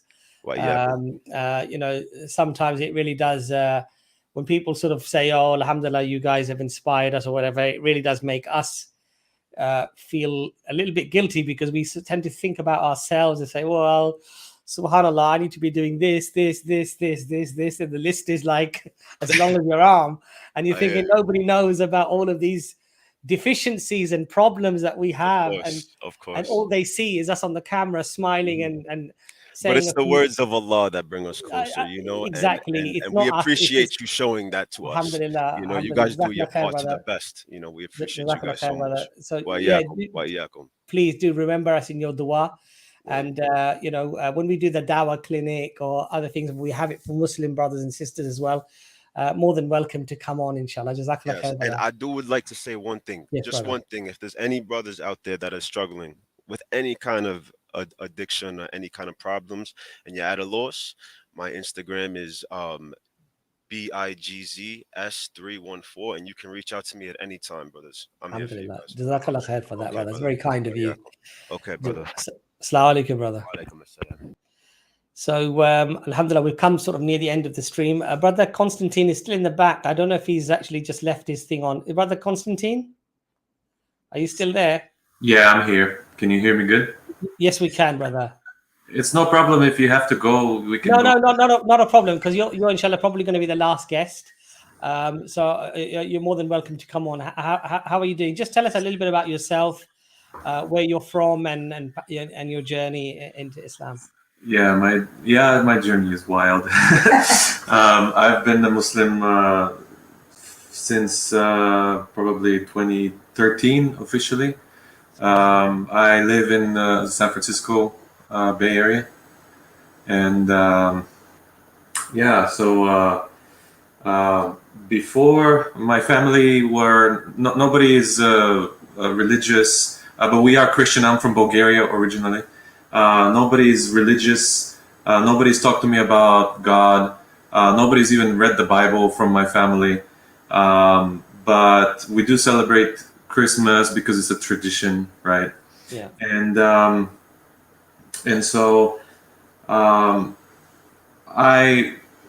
always knew that there's somebody that created us and created this universe, but I never knew, because there was so many religions out there, or so much people that believe in, but I always knew that Christianity didn't sit right. Every time somebody talks about Isa or Jesus, peace be upon him, never sat right with me. And so it was very interesting. One of my best friends, he's a Romanian, and he's a very devout Christian. He invited me to a Bible study one day, and I had a lot of questions I can't remember exactly what we talked about, but when I left, one of his friends or cousins caught up to me and said, "Why don't you ask God to show himself to you?" And I said, that's really struck me, and it made a lot of sense. But I realized right away that God is not going to show himself physically and say, "Hey, here I am, believe in me," or else. Yeah. And so I said that, and I knew that, but he said, you cannot wait for something to happen right away. You have to be patient. And that's a Christian person, right? And that made a lot of sense. And so that night, I made a sincere, I said it, that I probably never said anything more deeper from the heart than that. I said, if you're out there, God, you have to guide me to what you want me to believe in, because I have no idea what to believe in. I have no idea. I know that God is going to be greater than a man, and is going to be more powerful than a man can ever be. So show yourself to me. And so that was back in 2010. And so during that time, I was going out to clubs with my friends all the time, doing everything that we do at clubs, right? And so one of these times I met this female she was from Morocco, and I didn't realize that she's Muslim later into our relationship, because we did get into a relationship. And so she was here on a study visa from Morocco. And then one day she said that her visa is being discontinued and that she needs to leave. And we're making all these plans that she's going to stay here for the rest of her school, which is 2-3 years. We're going to be together. Everything's going to be amazing. And then one day she has to leave. She tells me she has to leave basically from a Saturday she has to leave on a Thursday. And, who knows, we might never see each other again. And so at that moment, because I was afraid of losing her, I asked her to marry me, right? And she said, I can marry you if you become Muslim. And I said, okay, I'm going to do it. And then I realized that I really have to become Muslim, because I can't pretend all my life that I'm Muslim if I marry her. So she left. And the first thing I did was went and I bought the Quran. I knew nothing about Islam, absolutely nothing. I didn't even know the Prophet Muhammad. There was a Prophet Muhammad, peace be upon him. Absolutely zero. So I went and I bought the Quran, and I started reading it, and I couldn't believe what I was reading. Every sentence, every page, after every chapter, everything made so much sense, that how it's supposed to be. It felt how a religion or how belief is supposed to be. And I realized that I've been living by these moral principles pretty much all my life. And after that, I started watching documentaries about Islam. And from there, to speed it up, long story short, we didn't get married. We separated. And I was left with Islam. I couldn't unlearn the truth. I couldn't stop thinking about Islam. And probably a few months after that, I took the Shahada by myself. I read somewhere online that you can take the Shahada by yourself, just between you and Allah. Yeah. So I did that. And the journey since then has been even more wild than that, because my mother, when I told her that I'm going to the mosque, because I started going to the mosque every day, she cried for a week, and she said for me to stop going to the mosque, because she believed that they're going to brainwash me into blowing myself up somewhere.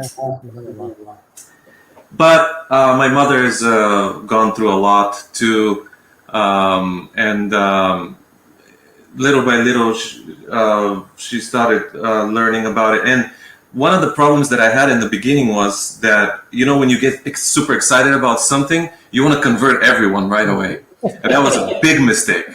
Yeah. That was a huge mistake. All my friends, I had no Muslim friends, no religious friends at that, even have a discussion with anyone about like a productive discussion about the existence of God, And so I tried converting some people. We're talking to them about Islam. I was being so excited. that backfired really bad. And then slowly, but I started sort of deviating away from my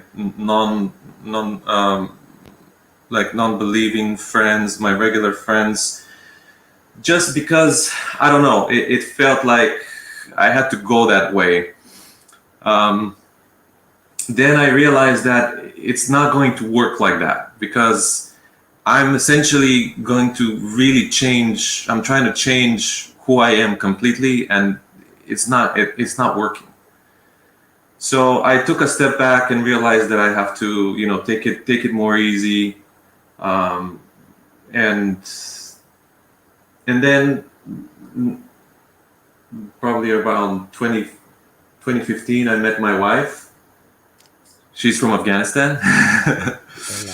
And we've been married. And so now today is Christmas. And that's a whole, I guess the good thing is that my parents are not religious at all. Okay. So Christmas is just a tradition.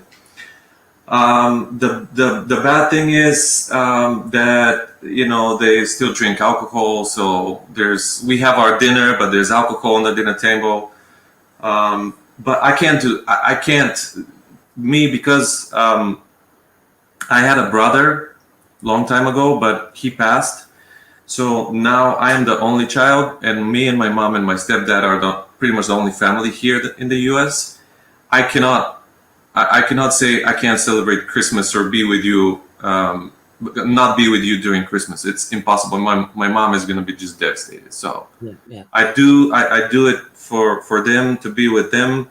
I know Allah knows exactly what's in the heart, and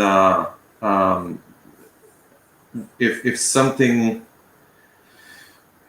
I'm not doing something right, I don't know it yet, and so it's really hard. It's really hard around Christmas. It is very, very hard to, because these are very sensitive issues, because especially when it comes to the people that you love the most, your mother, your father, your brothers or your sisters, it's very, very difficult to just say, look, I'm not going to be with you, and that's it, But the scholars, they do say, look, you do your best when it comes to, for example, alcohol.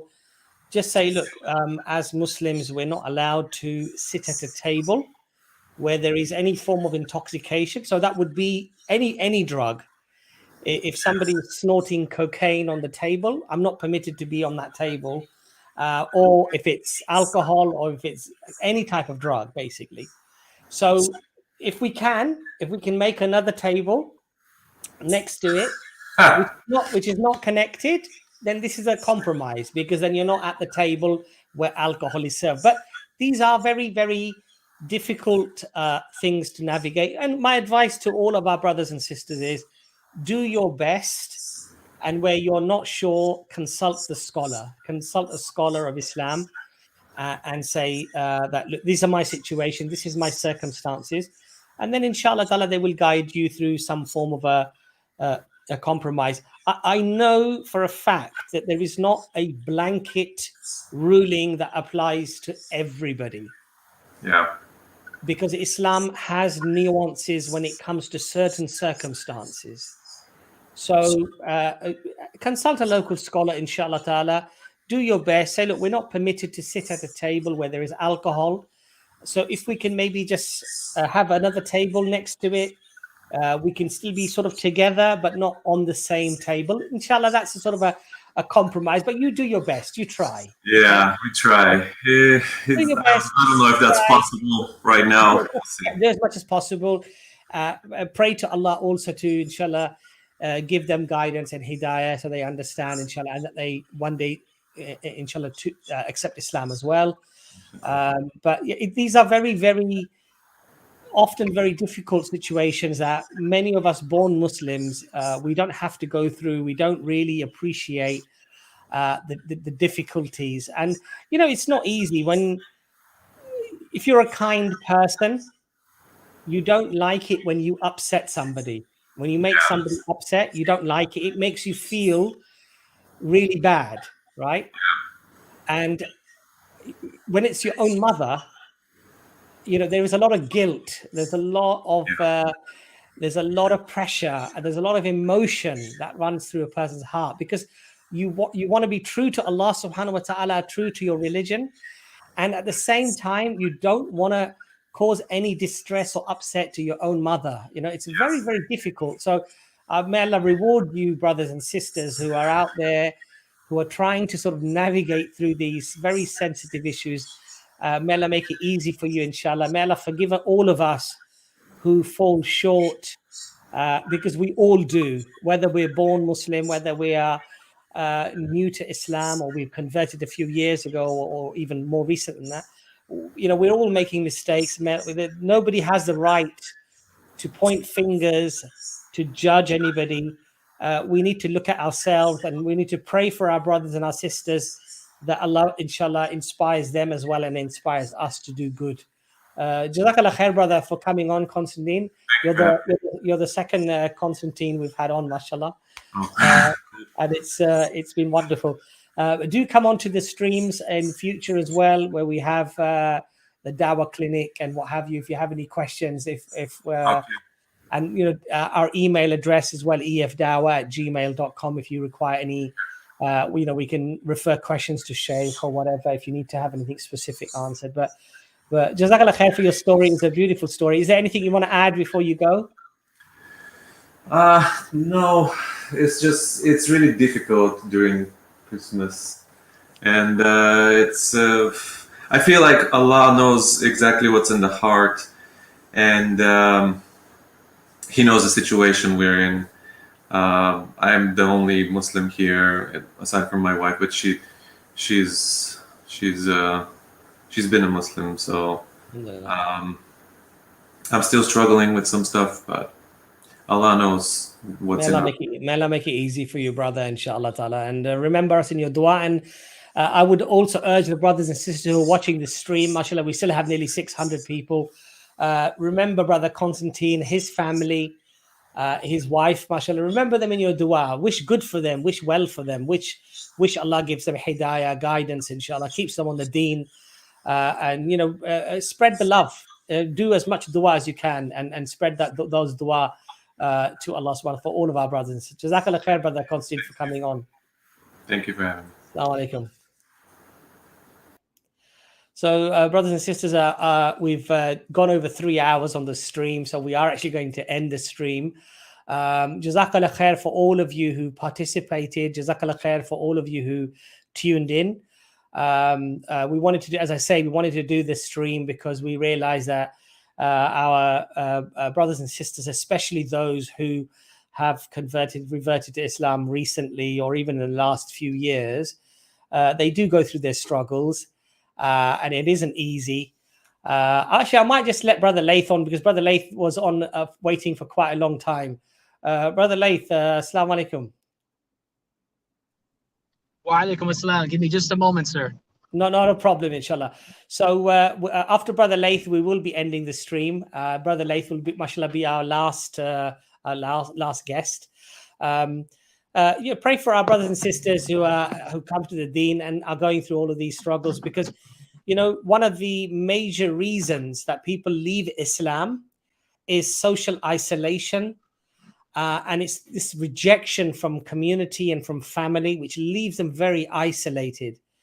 And it's a very deep-rooted problem. Brothers and sisters who come into Islam, they come into Islam because of intellectual reasons. And the reason why so many leave Islam is not because of intellectual reasons. It's because of emotional reasons. And as a community of Muslims, and I include myself, wallahi, I include myself first in this, we need to do more.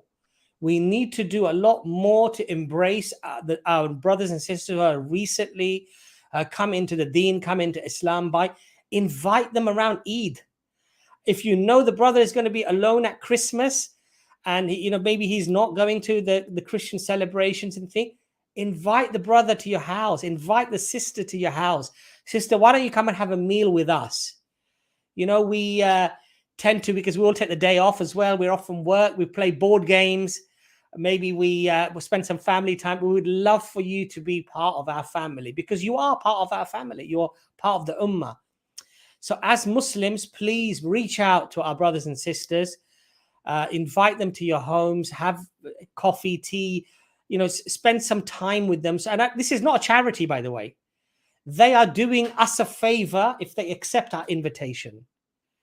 They are doing us a favor if they accept our time for a cup of coffee or tea or a chat. They are favoring us because there is great reward from Allah subhanahu wa ta'ala when you support your brother and your sister.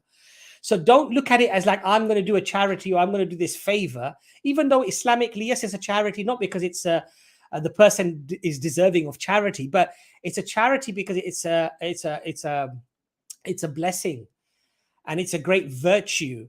It's a sadaqah, but who benefits from that? You fundamentally, the person doing it benefits the most from that. So it's a blessing. So please, let's all reach out to our brothers and sisters, especially in Ramadan and at Eid. Brother, would you like to come and open your fast at our house? We would love to have you. Sister, would you like to come? And if you make things comfortable for our brothers and sisters, because, if you have sisters in the family who are mashallah educated, that might be able to relate to a lot of if you're a very traditional family, let's say Indian, Pakistani family, or Arab family or whatever, but you have some people in the family, maybe you're born in the country, that culturally may be able to relate more with some of the conversations, like humor or comedy, whatever it might be. Invite them as well, and to make it a nice, comfortable environment for our brothers and sisters. And may Allah inspire me, inspire all of us to, inshallah, try to do more for our brothers and sisters. Because, as I say, they come into Islam because of intellectual reasons. The people who leave, they leave because of emotional reasons. So we need to, as a community, we need to be responsible for that. May Allah, inshallah, guide us. Brother Laith, Jazakallah khair for joining us.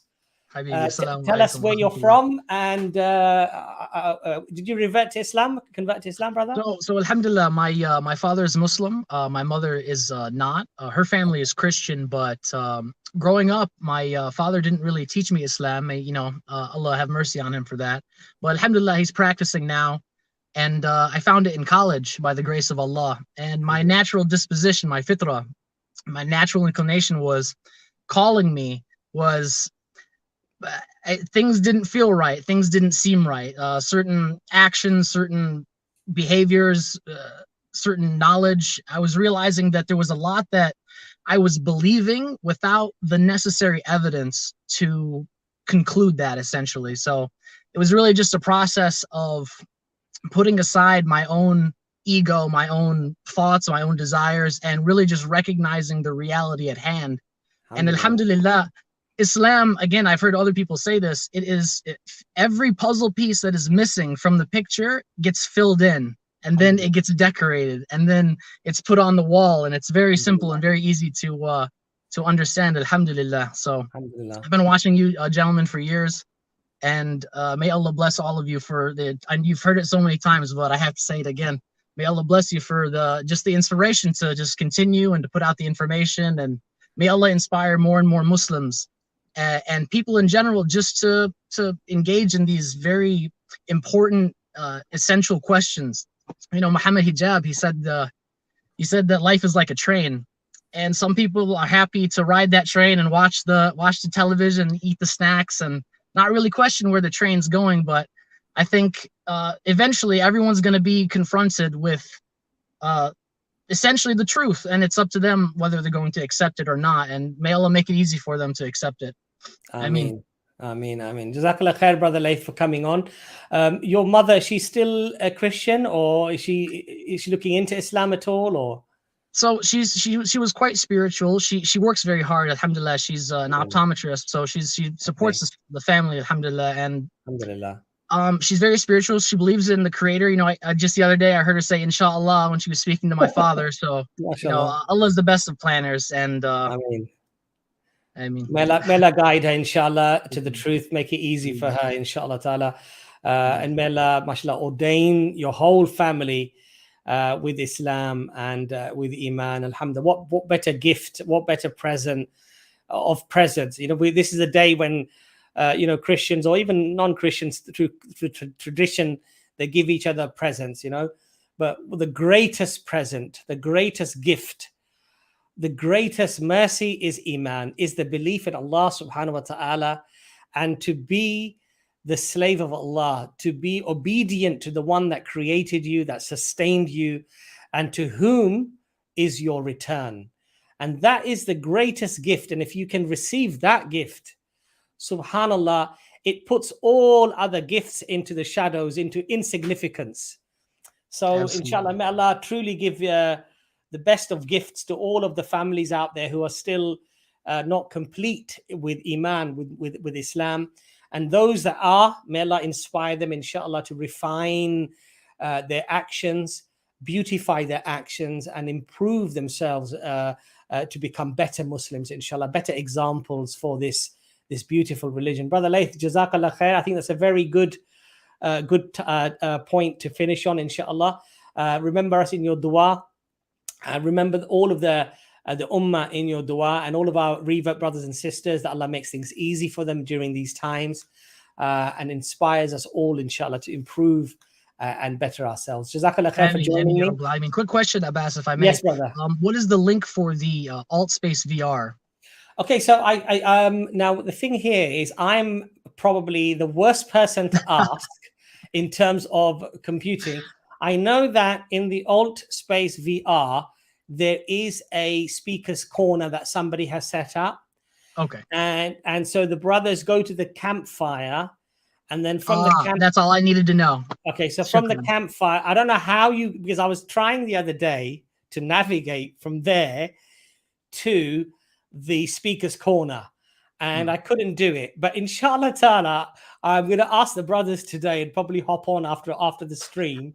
And if they would like, a good way for people to join would be just maybe a quick Facebook post so people know how to get from maybe the campfire. Okay, inshallah ta'ala, that's a really good suggestion. So what I will do, because I think the brothers have got their headsets now, and so what we're going to do is we're going to probably do it more formally.